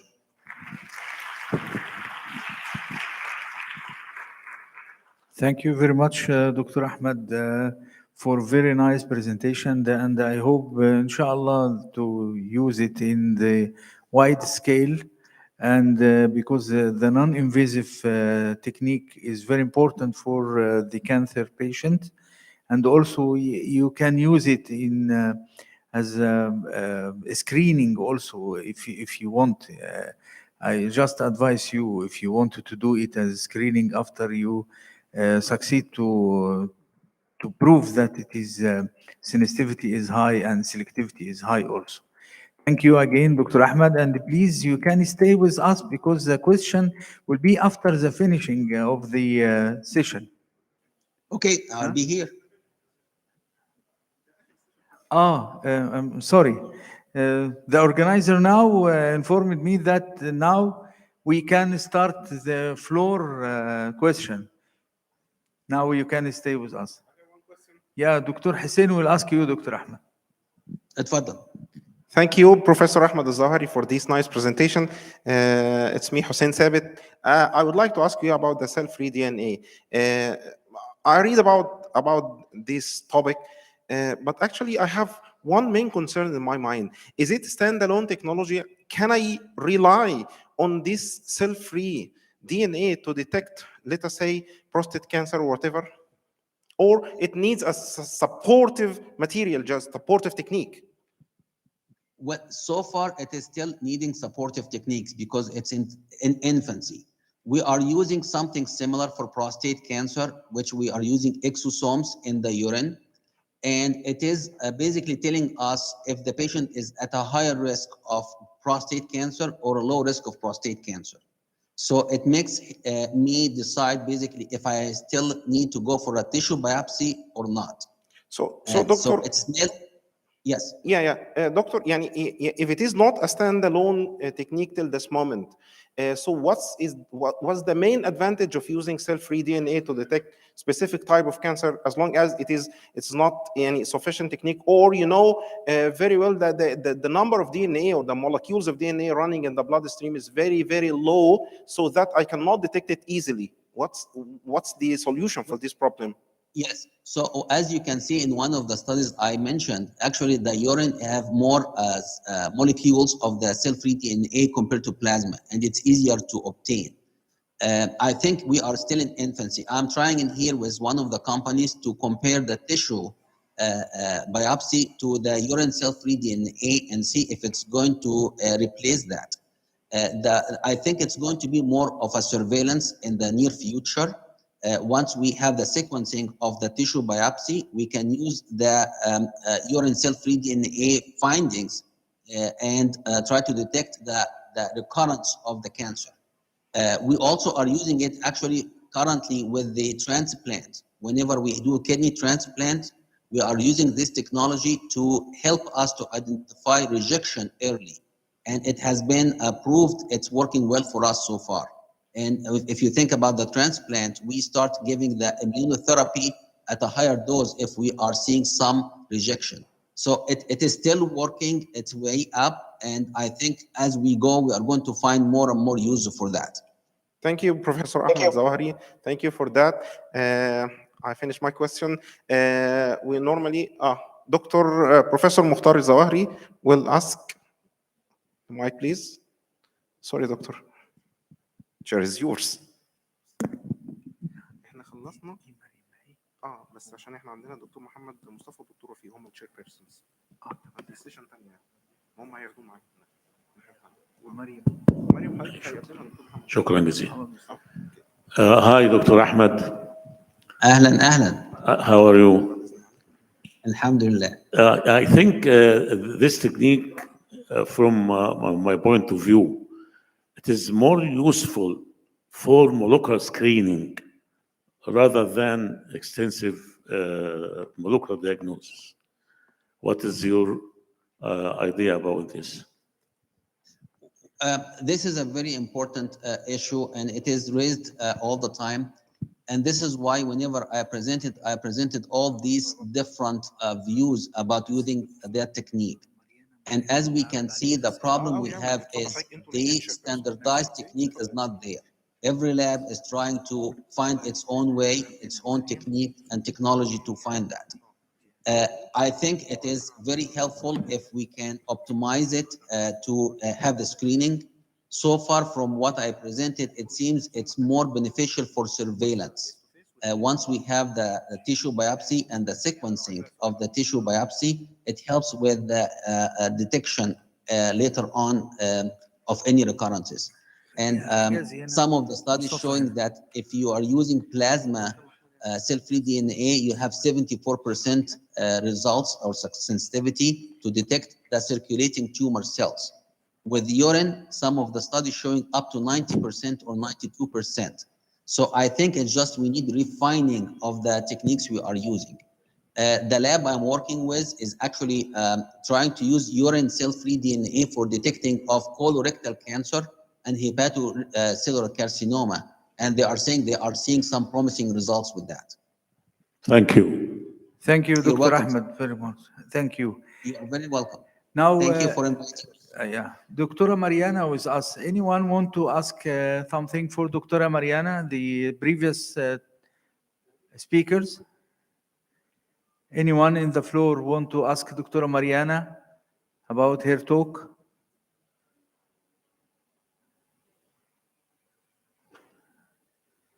Okay, thank you, Dr. Mariana, for your attendance in our conference, and inshallah next time you will be here in Egypt, inshallah next year in March 2023. Thank you, Dr. Mariana. Now we start the next session with Dr. Muhammad Mustafa. Okay. Okay. Okay.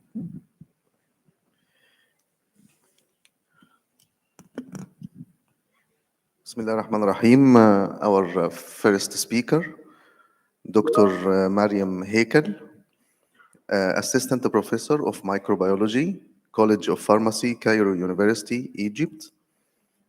The title of her presentation is Orchestration between Microalgae and Wastewater Microbiome in Photobioreactors established for cooking wastewater treatment. Please, Dr. Mariam. Thank you so much for the introduction. And actually, I'm very happy to give my talk in the very last session, because now we are all familiar with next generation sequencing, metagenomics, targeted gene metagenomics like 16S and 18S for microbiome analysis, functional metagenomics, and so on. And my talk will be application of this technology for better process control of wastewater treatment. The story began in Egyptian factory called Cooking Factory in Egypt, where the biological treatment plant was run using algal bacterial systems. Always good and great until the system failed and the company or the factory couldn't restore or reactivate the algal bacterial system. And so they shifted from using algal bacterial system for biological wastewater treatment to using aeration tank and air pump and motors to pump air to provide oxygen for the microbiome of the wastewater. And so we saw that this solution was not the most cost-efficient and the eco-friendly solution, and we stepped in to study this issue. The title of my talk is Orchestration between Microalgae and Wastewater Microbiome in Photobioreactors established for cooking wastewater treatment. We'll go through background, experimental work, and conclusion in sequence. Water is the most essential element of life. It is the base of all anthropogenic activities. As you can see, planet Earth looks like a blue planet where 70% of its surface is covered with water. But only 30% is fresh water, and 0.3% is surface accessible as rivers and lakes.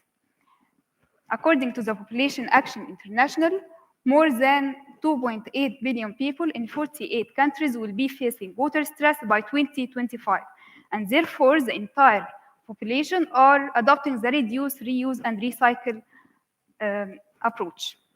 And of course, clean water is one of the 17 goals of UN Sustainable Development Goals, goal number 6, for sustainable management of water. Shockingly, water resources are subjected to high levels of industrial, agriculture, and domestic wastewater pollution. And the proper wastewater treatment process means application of known technology for upgrading and improving the quality of water.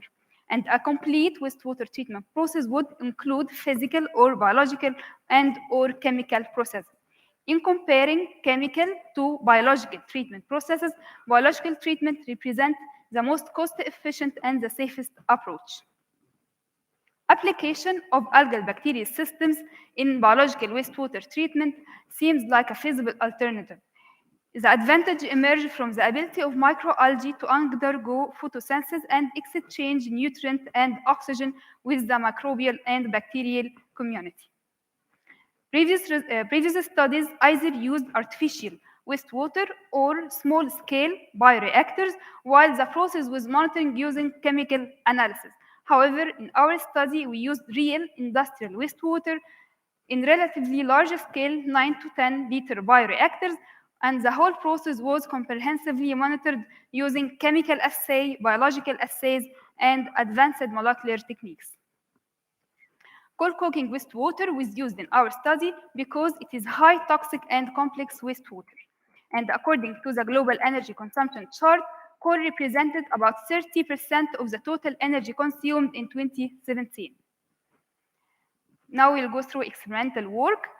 Coal coking wastewater was collected from the factory, from the biological treatment plant in factory. It is industrial wastewater before treatment.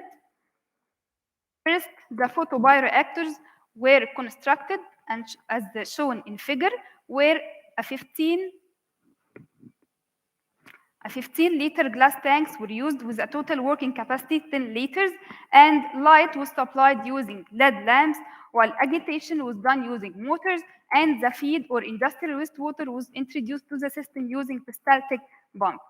The motors and the lamp and the agitation motors were connected to electric timer switch to control elimination and agitation time intervals.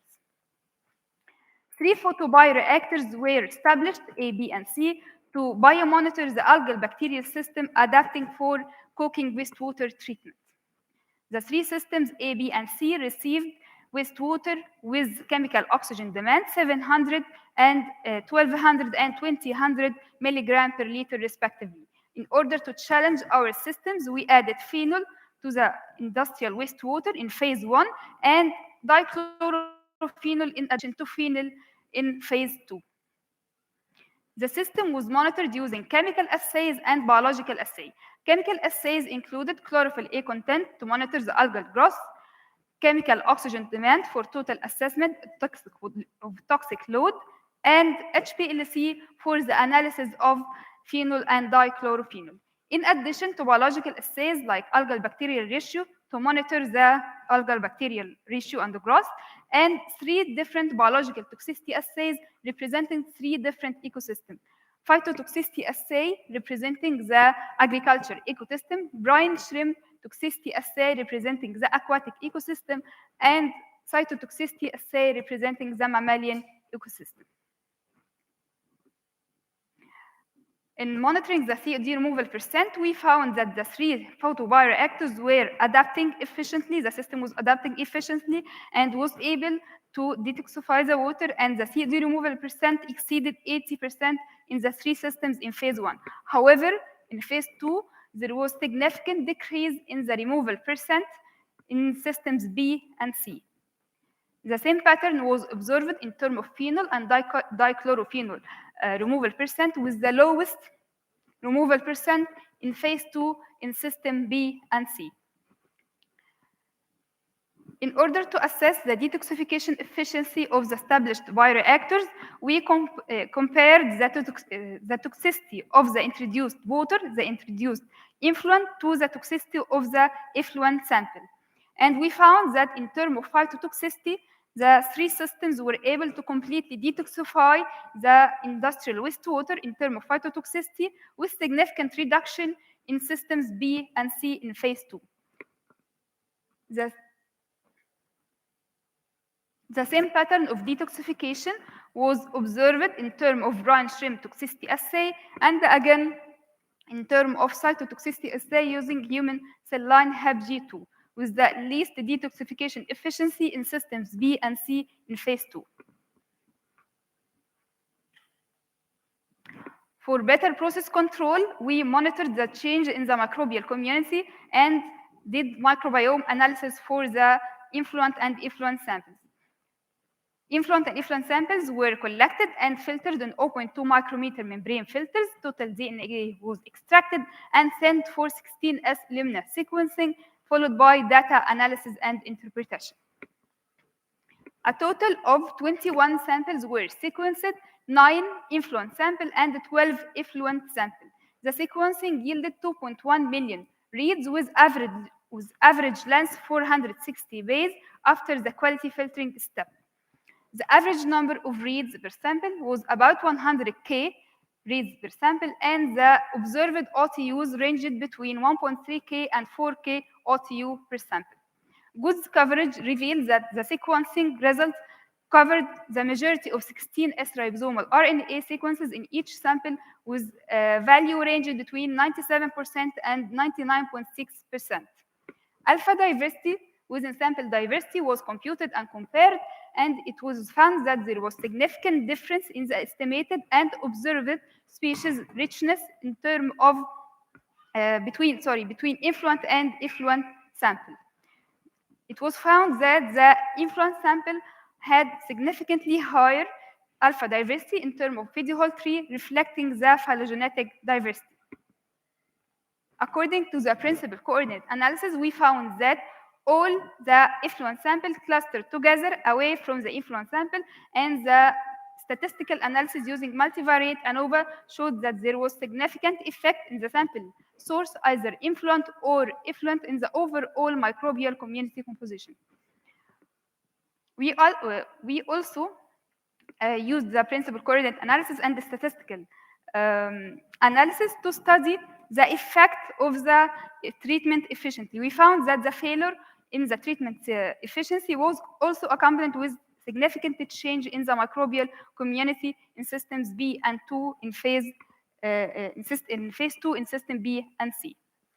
We used the LEF-C classification analysis tool in order to study that change in the microbial community between the influent and effluent sample and know the core biomarker between the groups of samples on the genus level. We found that for the effluent sample, the core biomarker was affiliated to Firmicutes, Diffribacteria, Proteobacteria, and Nitrospira, with activity ranging between nitrate, sulfate, and iron reduction and aromatic compound degradation. And this confirmed with the toxic and phenolic nature of cooking wastewater. Interestingly, 3 core pathogenic genera were identified as the core biomarker in the influent sample. And these genera, the relative abundance of these genera was reduced or eradicated significantly in the efficiently treated samples, reflecting the added value of using microalgae for treatment. The core biomarker of the effluent sample was affiliated to bacteroidetes and proteobacteria with activity ranging between phosphate and nitrogen removal and aromatic hydrocarbon degradation. We used the same tool, LEF-C classification tool again, to study the difference between the efficiently treated effluent samples and the inefficiently treated effluent samples in systems B and C in phase 2, and to know the core biomarkers on the genus level. And we found that the efficiently treated effluent sample were affiliated to Proteobacteria and Actinobacteria, with activity ranging between aromatic and halogenated aromatic compounds degradation, and the inefficiently treated effluent sample were affiliated to Firmicutes and the Proteobacteria. We studied the relative abundance of the identified chlorophenol degraded genus, Xanthobacter bacteria and Thiobacillus bacteria, and we found that Thiobacillus may have played the major role in the degradation of dichlorophenol, with the least sorry, with the least relative abundance in system C and B in phase 2. To conclude, the adopted comprehensive biomonitoring approach supported the efficiency of the application of algal bacterial systems for cooking wastewater treatment, where the co-culture of microalgae was accompanied with community shift and core change in the microbial community with efficient detoxification of the wastewater and eradication of the pathogenic bacteria. Although biological wastewater treatment process seems like a simple process, it is in fact a complex process at the intersection between biology and biochemistry.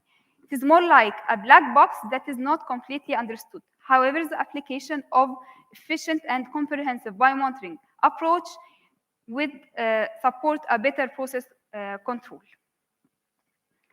Thank you so much. And finally, I would like to acknowledge my mentors and collaborators, Dr. Tamer Assam, Dr. Salwa Mgahed, and Dr. Alex Mira for sequencing our samples. And thank you for listening. Thank you so much.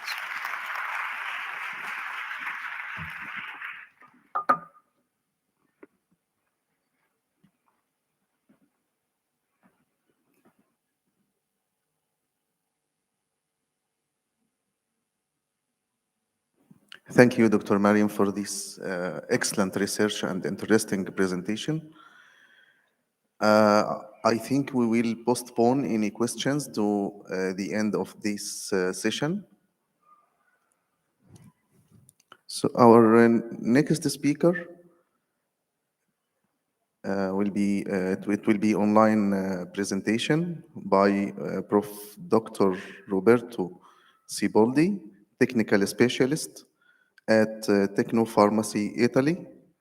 The title of his presentation is Biopharmaceuticals Advances in Research, Development and Scaling Up. Please, Dr. Roberto, the floor is yours.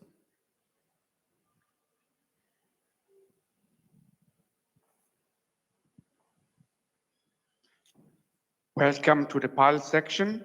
Roberto Ciboldi speaking, Business Developer Manager for PAL Corporation.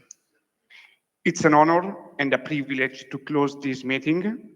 As a company, we'd like to launch a clear message to the university labs, the research centers, and the small or even virtual biotech companies that PAL is now ready to support everyone from the very small benchtop scale to the research centers with products, technical support, and a dedicated team. I'm going to start introducing quickly PAL Corporation. We are a global provider of filtration and separation solutions. We collaborate with the most innovative process solutions companies. Our mission is to support our customers, providing innovative and integrated solutions, supporting them through their process, becoming a technical partner, improving process and product quality. As a company, we served different markets from laboratory to medical and biotech services. From the upstream to the downstream, we are able to optimize process, not only filtration related, but also upstream like clarification instead of centrifuges, or downstream adopting the latest tangential flow filtration or chromatography assets for your specific needs and processes. PAL is part of Danner Corporation, like others mentioned in this slide companies like Cytiva, Beckman, and Precision Nanosystems. That is our latest acquisition on the market. We are able to support product development at every stage of the process, even at research preclinical grade, where we provide products and systems offering know-how and support customers solving bottlenecks or optimizing processes. to reduce time to market and mitigate the risk through their research operations. We are serving both gene therapy and classic pharma research labs, and the section of the university which got a lab or even virtual companies, leveraging their products and idea through our experience in order to accomplish goals and make them more attractive to national and international fundings.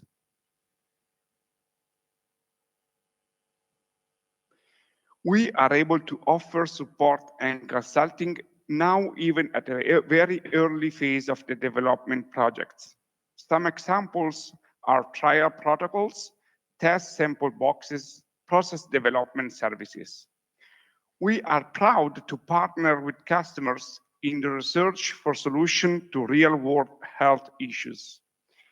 Our extensive product portfolio and technical know-how helps us to deliver technologies that streamline workflows from field to lab. The main advantage working with us is that we share the know-hows on different technologies that can be adapted to your specific needs, even at laboratory stages.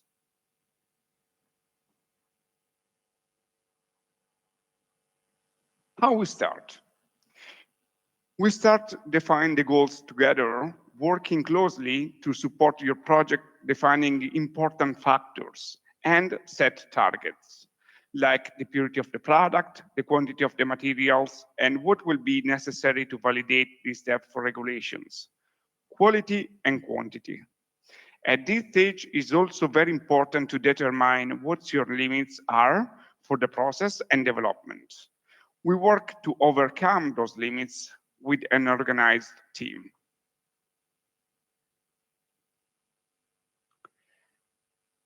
We don't modify your idea, but adapting preferred products to research the goal fastest with less product, less test, and very cost-efficient methods.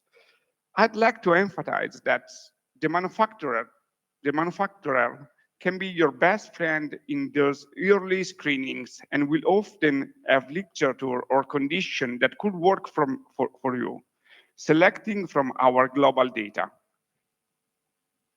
Our goal is also to use multiple devices rather than one large one to intensify small biotech productivity. After selecting the best of the commercially available option or options for your needs, really begin to determine how your inputs interact with the system or option you have chosen. We are able to perform trials now with very few ml up to several liters to optimize conditions.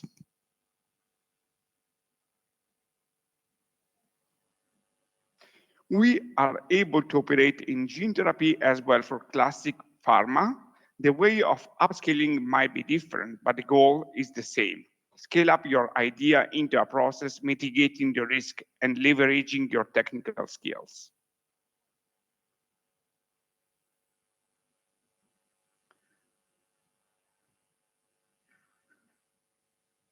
After scaling up to full scale, you will ideally have a process that satisfies your needs.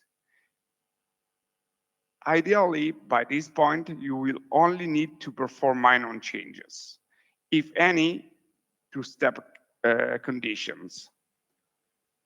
Upon demonstrating you can achieve the goals set about previously, you can lock in your process steps.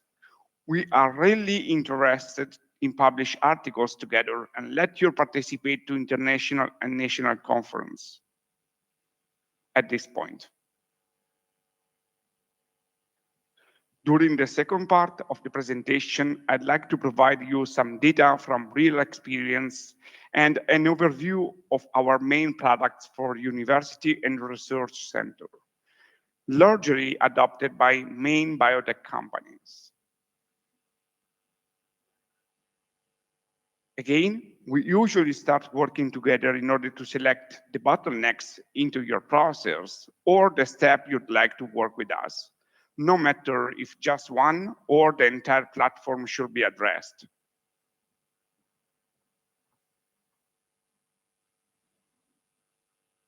We got product for clarification, even at lab scale, able to perform comparable or even better yield compared to centrifuges.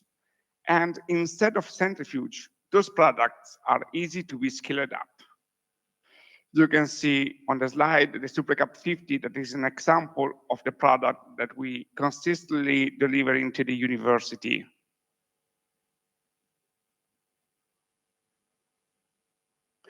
For example, together, we will be able to screen the best media and provide the real proven data. You can find on the slide a couple of graphs that are usually provided through our reports after the trials to compare the results of our products.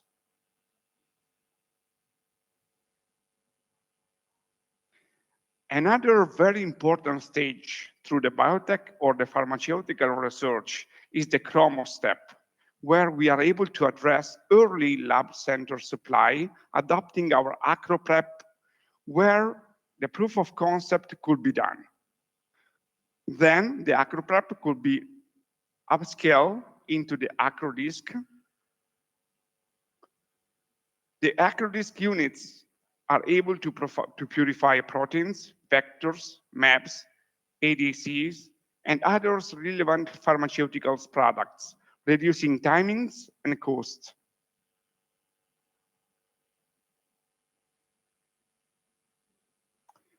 Working with us means also to obtain all the data in a ready-to-use format, even in small scale, to become more appeal for national and international fundings. That's an example of full capsid enrichment using our Mustang-Q membrane on a Cytiva Apta system at university scale.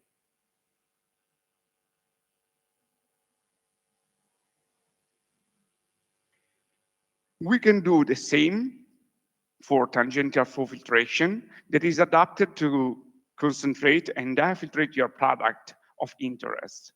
We have a wide range of media able to purify and concentrate the drug substance required.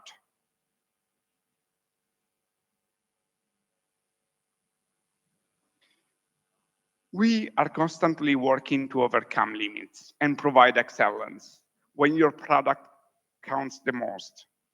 So during the sterile filtration, we are suggesting to apply the sterile filtration even at lab scale to mitigate the risk of failure due to the bioburden and intensify stability data, for example. So till now, we found out that POL are able to provide products to be used instead of centrifuge in the upstream side as a clarification for the tangential filtration and for the chromatography and for the sterile filtration as well.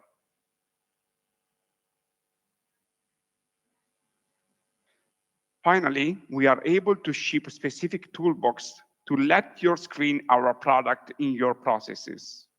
We are open to start collaboration or to publish data together on a national or international stance.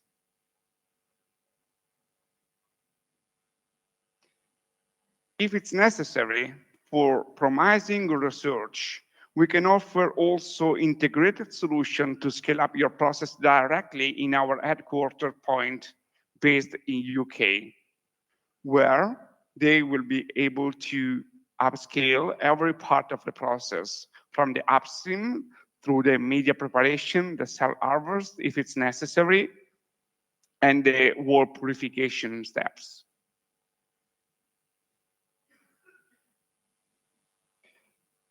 Make sure you enroll to pal.com to receive latest news and insights and more data specifically for your process and needs.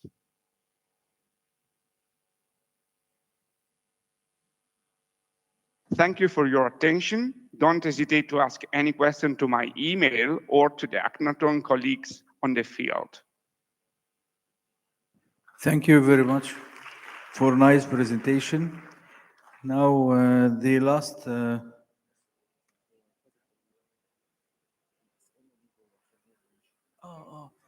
Now, any question for the previous lecture, the previous speaker?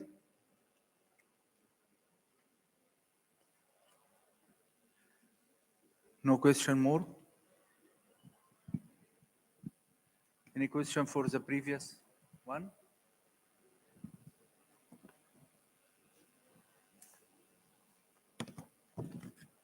Okay, no question for the previous one. Now, the last speaker is the eminent speaker, Prof. Dr. Chiuri Giuliano Gespi. This is a clinical director, division of early drug development for Innovate Therapy, European Institute of Oncology, Italy. He will talk about the treatment of HER2 positive metastatic breast cancer.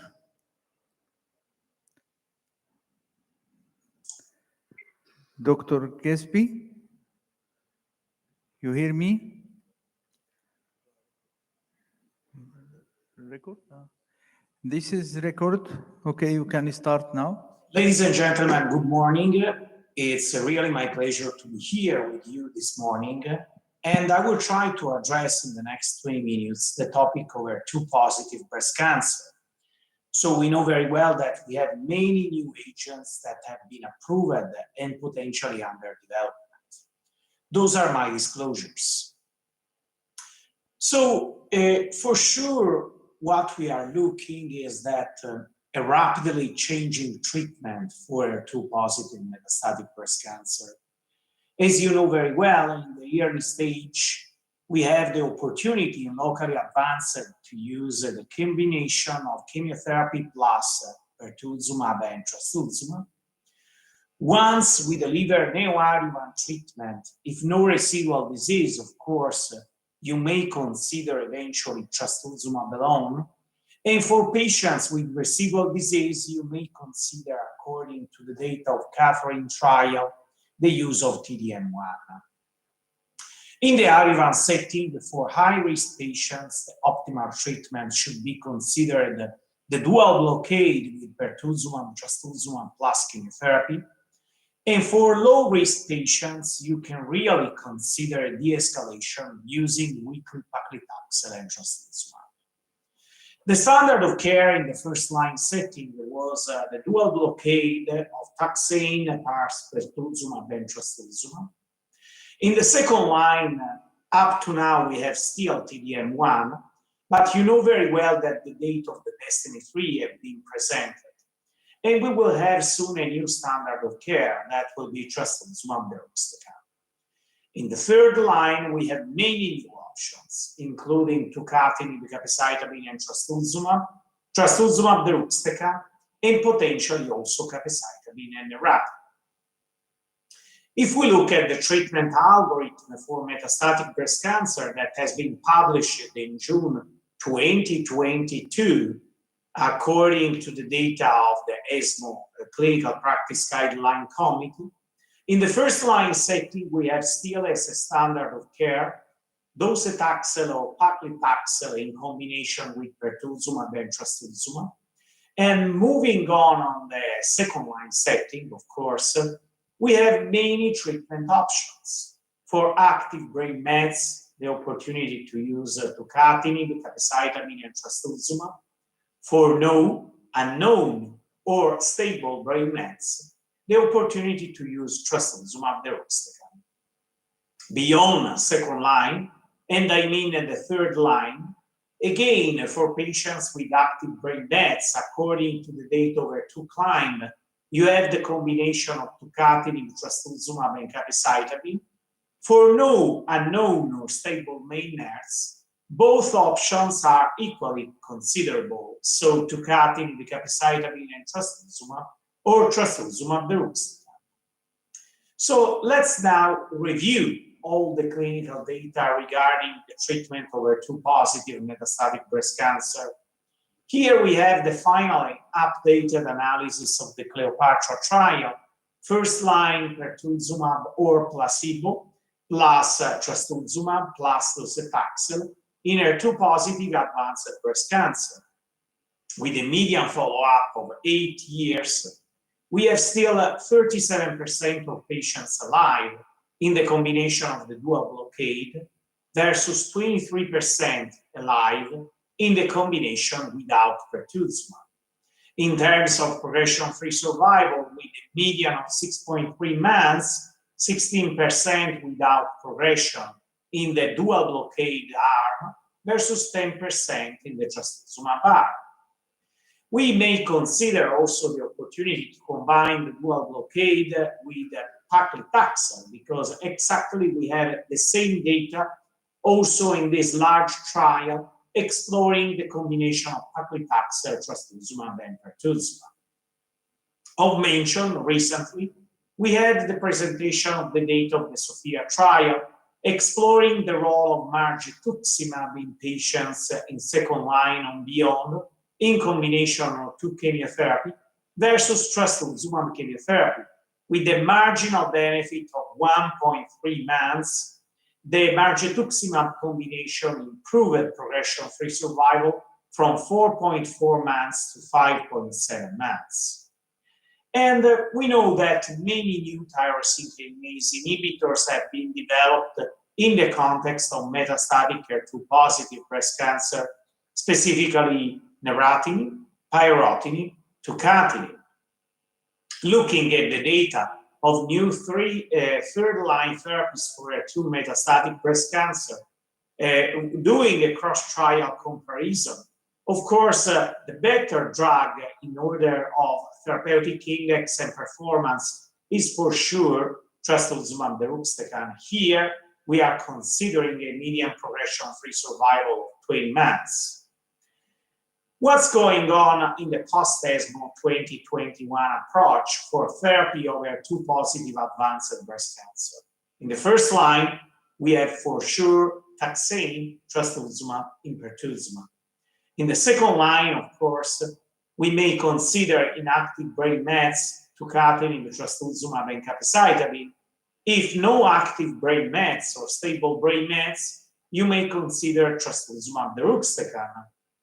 And then in the third line, you still have tucatinib, trastuzumab, and capecitabine, and you have the opportunity also to use T-DM1. Beyond third line, you have a plethora of treatments that are available: margetuximab and chemotherapy, neratinib and capecitabine, trastuzumab and lapatinib. So really a lot of opportunity. Let's look now to the data of DESTINY-03. The DESTINY-03 was an effective randomized trial, including patients previously treated with pertuzumab, trastuzumab, and taxane, and eventually also with T-DM1, because some of them have been pretreated, have been randomized to trastuzumab deruxtecan versus T-DM1. The primary endpoint was progression-free survival. The key secondary endpoint was overall survival. In this trial, we had some patients with history of brain mets. Finally, 23% of patients treated in the trastuzumab deruxtecan arm had an history of brain mets, with brain mets at baseline 16.5%. In the primary endpoint, trastuzumab deruxtecan dramatically improved the progression-free survival with an hazard ratio of 0.28 and with a 12 months progression-free survival rate from 34 months in the T-DM1 arm, from 6.8 months in the T-DM1 arm, to not reach the trastuzumab deruxtecan arm. Looking at progression-free survival in the key subgroups, all patients had benefit in terms of progression-free survival, independently of hormone receptor status, of prior pertuzumab treatment, of visceral disease, or prior line of therapy, and including also patients with brain mets. The confirmed overall response rate was 79% with trastuzumab deruxtecan versus 34% in the T-DM1 arm, independently of hormone receptor status, because you can see here that we have exactly the same response rate with TDX in HR positive, HR negative disease. Similar data have been observed for patients with prior pertuzumab treatment in terms of patients with visceral disease of prior line of therapy and in patients also with brain mets. Looking at the data in the patient population with brain mets, we have exactly the same data. So the progression-free survival was 3 months with TDM1 versus 15 months in patients receiving trastuzumab deruxtecan. Here we are discussing about data with brain mets at baseline. In patients with no brain mets, we have a better outcome for both arms. 7 months with TDM1, not reached with trastuzumab deruxtecan. What's about the confirmed overall response rate with trastuzumab deruxtecan? 79% overall response rate with 16% complete response and 63% partial response. It's an outstanding result. I would say that in the future, we may think about curing also specific patients with metastatic breast cancer. Of note, during the San Antonio Breast Cancer Symposium, we had some data about intracranial response for patients with brain mets. I believe that 27% response with complete response in intracranial disease and 36% of partial response is for sure of result of note. So we have here the opportunity also to give a major benefit to this patient population. What's about safety? The most common toxicity with trastuzumab deruxtecan was hematological toxicity with neutropenia, anemia, and leukopenia. 19% had a grade 3 or more. We have then gastrointestinal toxicity, and we have the inflammatory lung disease. Don't forget that interstitial lung disease, grade 4 and 5, was observed in no patient in the context of DESTINY-03. It means that if you increase awareness of medical oncologists and you potentially also increase patient education, it's really impossible to develop any ILD. So trastuzumab deruxtecan is a new standard of care in the second-line setting with a dramatic increase of progression-free survival, with a confirmed overall response rate of 79% versus 34%, and also an activity in brain mets. Those data really support the use of trastuzumab deruxtecan in the second-line setting for patients with metastatic HER2-positive breast cancer. Don't forget to better manage ILD, and this is just a snapshot to remind you that in case of grade 2, you should start systemic steroids, and of course, you should discontinue treatment. During the ESMO meeting, we had also the data TULIP trial, trastuzumab duocarmazine versus physician choice treatment in patients progressing to TDM1. The primary endpoint was progression-free survival. And the physician choice treatment including lapatinib capecitabine, trastuzumab capecitabine, trastuzumab minorebine, or trastuzumab eribo. According to the data of the TULIP trial, there was an improvement in progression-free survival, with a median progression-free survival ranging from 4.9 months to 7 months, with an hazard ratio of 0.64.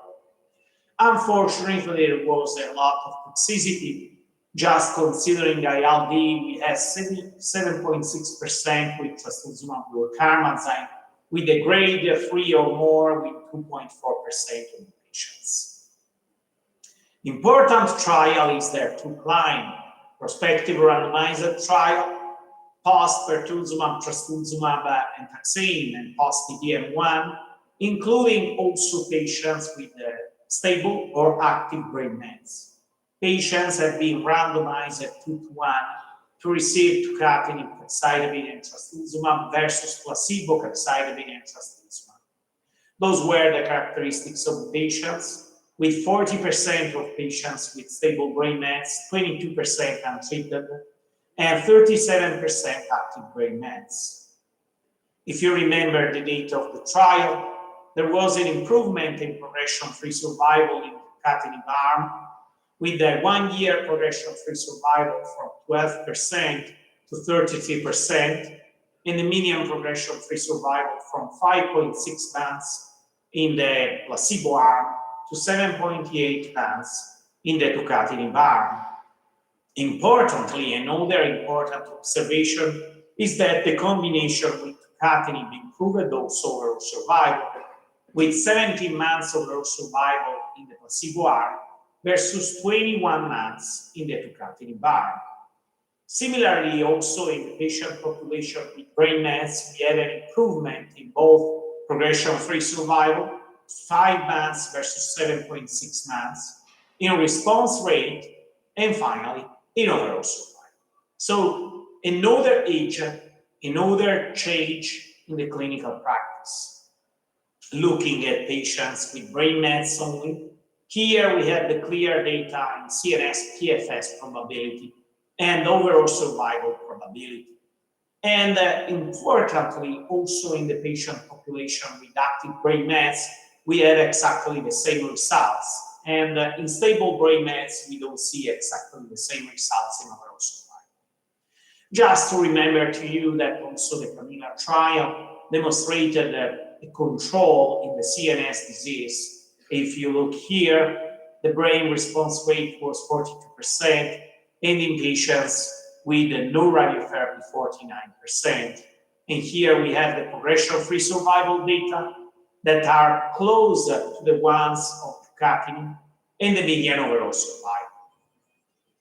Recently, we had also the data of neratinib plus capecitabine versus lapatinib capecitabine, a third-line progression-free survival at 24 months with a marginal benefit from 5 months to 7 months, no overall survival benefit. Don't forget also the previous data of everolimus, trastuzumab, and paclitaxel, in which exactly the same data have been observed. So, some open questions we have in HER2-positive metastatic breast cancer: can we eliminate chemotherapy in HR-positive disease? We had the PERTAIN trial, in which there was a progression-free survival benefit when considering a maintenance setting, 15 months versus 18 months. We had the CISUP trial, presented recently at ASCO 2021, a progression-free survival in the primary endpoint, in which there was a comparison of endocrine therapy plus trastuzumab versus chemotherapy trastuzumab. In conclusion, I believe we had many new treatment options. The Cleopatra regimen results in 37% 8-year survival. We have newer HER2 targeted therapy with tucatinib and trastuzumab deruxtecan, both improving PFS and overall survival for tucatinib, potentially also for trastuzumab deruxtecan. Many other targets and mechanisms of action being evaluated, including PI3 kinase pathway, CDK4/6 inhibitors, HER3, immunotherapy, new ADCs, and bispecific antibodies.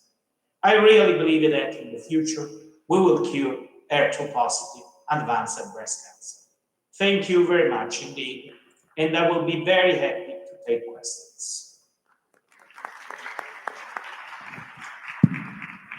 Actually, since the last two lectures are not present with us, the floor is now open only for questions to Dr. Mariam. If there is any questions for Dr. Mariam. Okay, I have Dr. حجازي اتفضل. Thank you, Dr. Mariam, for presentation. And I ask you, you did this experiment in abroad, I think, in another country. You did it in Egypt or not? In Egypt. Okay, you can apply these results in as you show us in the floor. You can apply it, inshallah, in Egypt or not? Project was done in Egypt. We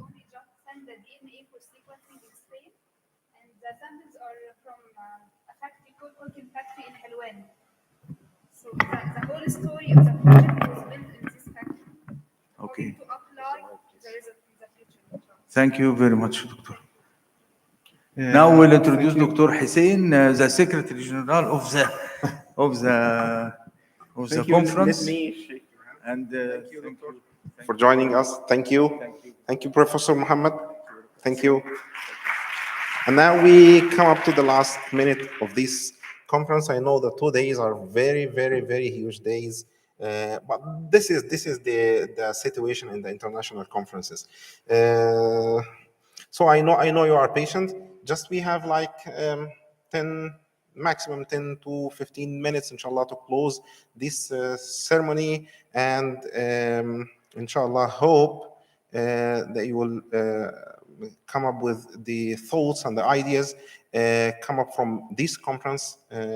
As the idea behind any conference is to generate idea and collaborate with each other. I think in the meetings, in the gatherings, this is the situation that we are looking for all the time. Now with the comments, they has been come up with during the talks in this conference, and the second international conference of biotechnology covered different applications and topics related to pharmaceutical, medical, agriculture, and environmental, and also bioinformatics topics. Just let me close this one. Yes.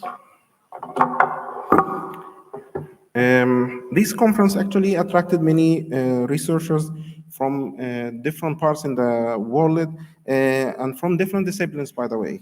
And the keynote speakers from different areas, either national or internationally, the international conference committed, including the final remarks as following. We have the final remarks. Number one, different medical biotechnology approaches essentially needed to deal with diagnosis and treatment, especially for cancer, because the cancer, as you know, is one of the most important topics that has been addressed during the couple of days of this conference. Second, the usage of natural resources for the treatment of cancer, and this is, as you may all know, that back to the nature is the main approach in the world right now, dealing with natural resources to deal with different kinds of diseases, including cancer, of course. After that, stem cell technology could be a key solution currently for many incurable diseases, also such as cancer. And we received some messages from our guest speakers about dealing with even burns and other kind of disease using this kind of stem cells. That is, I think, will change the future of medicine in the maybe in the next decade at maximum.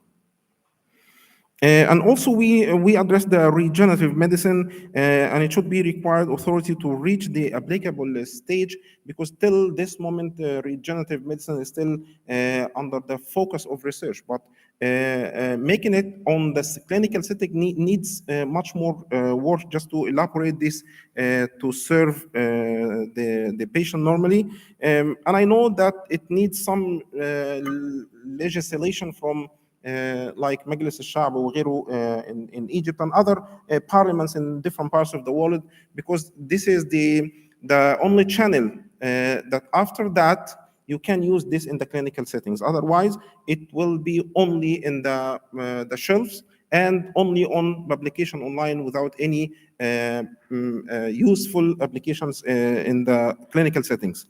The conference also addressed the nanobiotechnological approaches and leading to the world of innovative solutions to manage, diagnose, and treat different environmental stresses. And this is the part of agriculture and environmental biotechnology that has been addressed during the couple of days of the conference.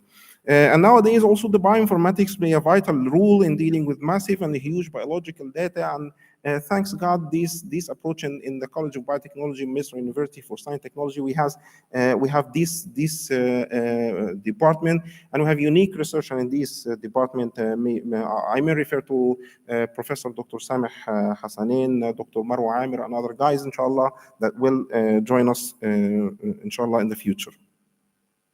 Finally, we tackled also the idea of climate change that massively impacted the ecosystem. And this is one of the biggest lectures that we had yesterday. And it flared up in our minds different questions and various aspects of research can be done in the field of ecological stresses and how it can affect our life, our disease, and our health in general. This is actually the comments of this conference, and we come up with a couple of recommendations that could be reached to the decision makers. As the idea of the concluding remarks in different conferences, international conferences like this, is to put on the desk of decision makers the recommendations, so that all scientists, like 500 scientists now, are sitting to discuss and deal with different ideas on different aspects of science, just to come up with an idea, a solution to be implemented. And this is the couple of recommendations that could be go to the desk of the decision makers in this country or all over countries. Proposing for additional sessions about climate change and its impact on the environment, and this will be addressed in the third conference that I will take the chance to invite you to the third International Conference of Biotechnology on March 2023, and the three guys, inshallah, will be joining us, inshallah, during that occasion. And we need also collaboration with industrial sector to increase the application of different biotechnological approaches, and I can confess in front of you, and you all know, that there is a big gap between the academia and industry, and this gap should be filled out just to make the bridge between what happened in the lab and what is found in the reality in the market. Now we have this very huge gap that separates us from the guys in behind these walls and the other factories that are dealing with biotechnology, but from their perspective. Our perspective is much more different. That if we combine all these data from our background and their background, I think we can generate much more powerful products. Thank you guys for attending this conference, and now the time for honoring our invited speakers from France and from Finland. Please join me to honor number one, Professor Didier Monet. Professor Dr. Mukhtar Zawahri, could you join, please? Professor Didier Monet.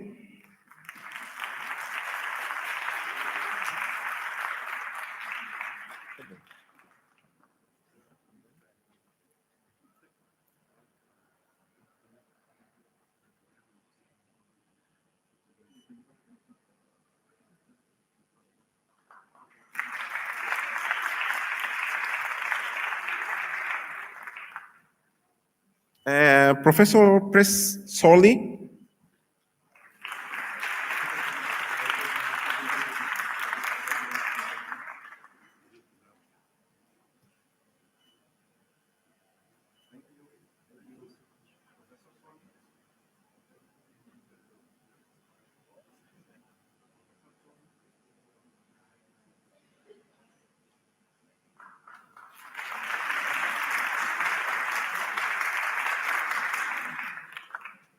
And finally, Pirta Hotsolainen from Finland.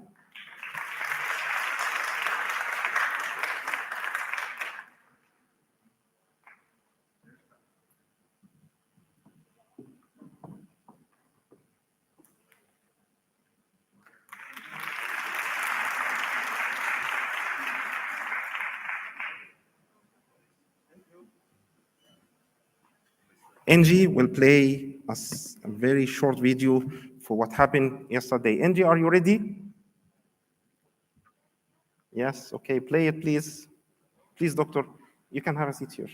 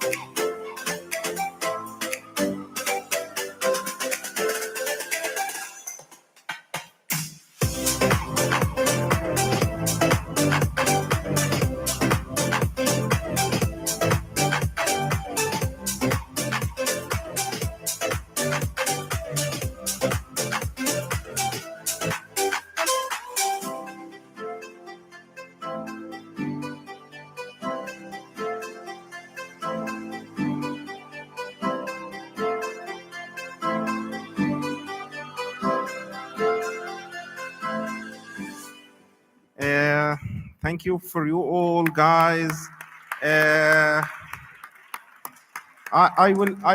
I will speak for half minute in English, and then because I'm Arabian from Egypt, I have to express myself in Arabic also. Thank you for all you guys. You supported this conference. Without you, nothing can be happened. شكرا جزيلا من أعماق القلب لهذا الجيش الرائع من الناس. من غيركم المؤتمر ده ما كانش هيبقى له أي لازمة. بشكركم من كل قلبي، طلاب ومعيدين ودكاترة. الباك ستيج فين؟ الباك ستيج أحمد والجروب بتاعه، طلابنا إنجي تعالوا. الناس اللي في الكنترول روم، مش عايز اقول لكم والله العظيم من غيركم المؤتمر ده ما كان هيبقى له اي لازمه. اشكركم جدا، دكتور محمد، دكتور اسامه، دكتور كل الناس، دكتور ايمن، اتفضل اتفضل تعالى. اذا ما كنتش تيجي هنا هتيجي فين؟ انا مش عارف طبعا، اكيد السياق انتوا حاسينه، مش عارف اشكر مين ولا مين يعني، لكن عايز اقول انه الناس في الاوبرا، الناس في الاوبرا، الناس في الاوبرا، الناس الاعلام اللي من غيرهم كل الروعه دي ما كنتوش تشوفوها. احمد وميمي وحسام وعصام، مش عايز انسى حد، وعلى راسهم دكتور هشام عطيه. كل الجامعه الحقيقه وقفت معانا جدا جدا جدا. طبعا التكنولوجي انتوا شايفين عندنا 9 اونلاين سيشنز من غير دكتور ايمن حسين وباشمهندس ايمن فوزي وباشمهندس وليد رشاد. كل الكلام ده ما كانش هيتم. ما فيش ايد لوحدها يا جماعه بتسقف. عشان كده التعاون ما بيننا الحمد لله هو اللي اسفر عن نجاح المؤتمر ده مره ثانيه و10 ومليون. بشكر معيديني حبايبي اللي دخلوا قلبي جدا جدا جدا. بشكر طلابي اللي فخور بيهم الحقيقه يعني. وطبعا مش عايز اقول اداره الامن سياده اللواء ايمن رخا، العلاقات العامه سياده اللواء طارق عطيه، والتيم بتاعه نور واسماعيل واستاذه رانيا. والله العظيم لو فضلت اقول من هنا لحد الصبح، انتم مش متخيلين سعادتي بيكم.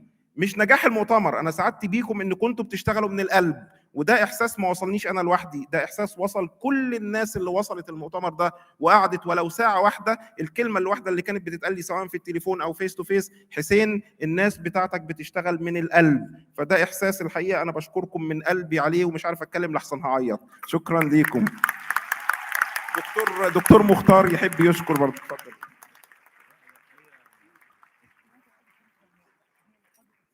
الحقيقه انا يعني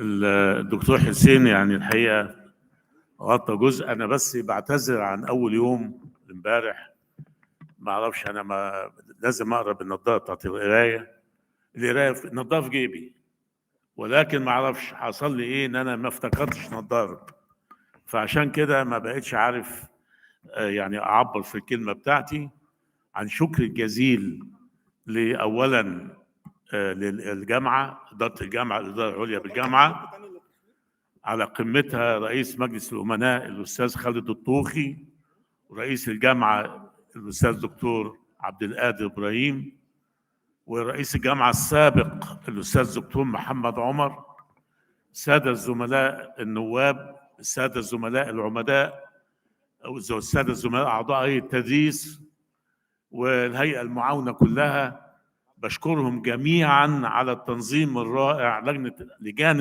المؤتمر، وعلى رأسها الأستاذ الدكتور حسين ثابت وكيل الكلية للدراسات العليا والبحوث وسكرتير عام المؤتمر. لا ننسى الدكتورة شيماء عيد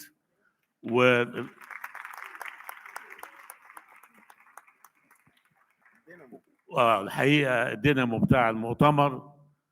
بشكر جميع إدارات الجامعة وخاصة إدارة الأوبرا، إدارة العلاقات العامة، إدارة الأمن، جميع الإدارات. الحقيقة بشكر الأستاذ محمد فودة مستشار رئيس مجلس الأمناء للإعلام على الدعم الإعلامي الذي قدمه للمؤتمر طوال مدة المؤتمر.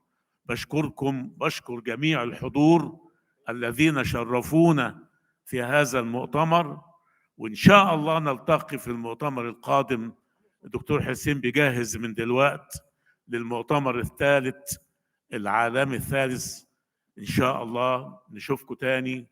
ويعني ألف شكر على هذا النجاح، وأعتقد أن وجودكم وتشريفكم واشتراككم معنا كان جزء كبير من هذا النجاح الباهر بالنسبة لهذا المؤتمر.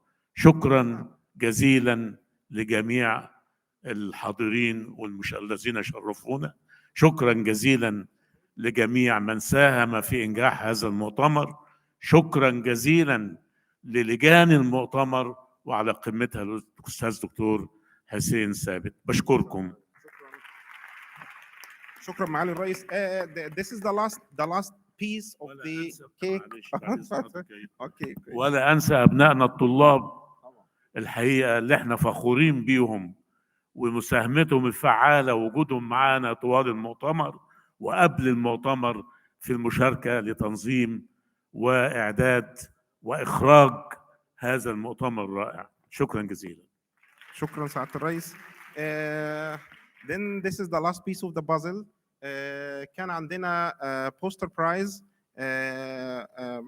We assigned the conference assigned 4 persons to evaluate the posters, and then they come up with 3 winners: first place, second place, and third place. And now we will share with you the guys who I will let Professor Dr. Muhammad Mustafa and Professor Dr. Muhammad Abdul Hakim to open and then call the winners. This is the first place, yes.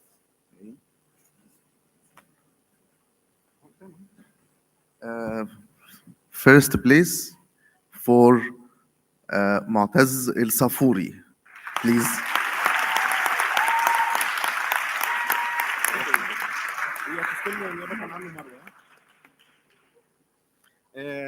Dr. Marwa Amir will receive the award on behalf of Mu'taz, and this is, by the way, a big amount of money. I cannot say how much because of the taxes and something like that, so I cannot say. Second place, Dr. Muhammad. Second place, my dearest student, Engi Muhammad Abdul Mohdi.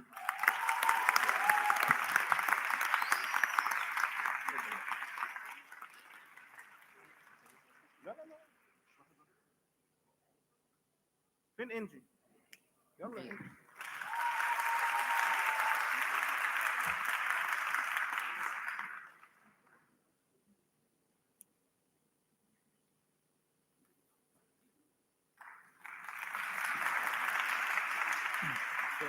And finally, the third winner, Muhammad Said.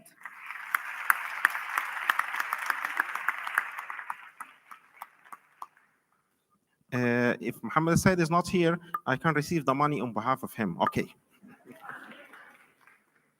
Because he's one of my students.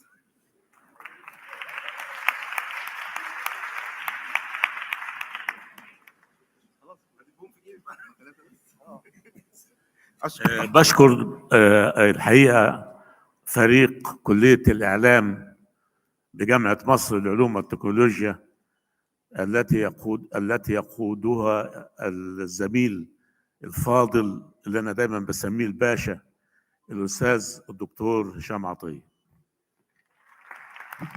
شكرا لحضراتكم. يبدو ان احنا لو فضلنا نشكر والله العظيم مش هنخلص. اشكركم جدا جدا لحضوركم، واتمنى ان نراكم قريبا جدا جدا ان شاء الله في المؤتمر التالي اللي هيبقى فاضل له سنه، لكن يعني على عينينا نستناكم السنه دي، فان شاء الله نشوفكم السنه الجايه باذن الله ان شاء الله. طبعا مركز تكنولوجيا التعليم والرجاله بتاعته طبعا يعني طبعا جميع، ما هو الدكتور حسين ذكر اسماء كثيره منهم. مركز تكنولوجيا التعليم بجميع رجاله الافاضل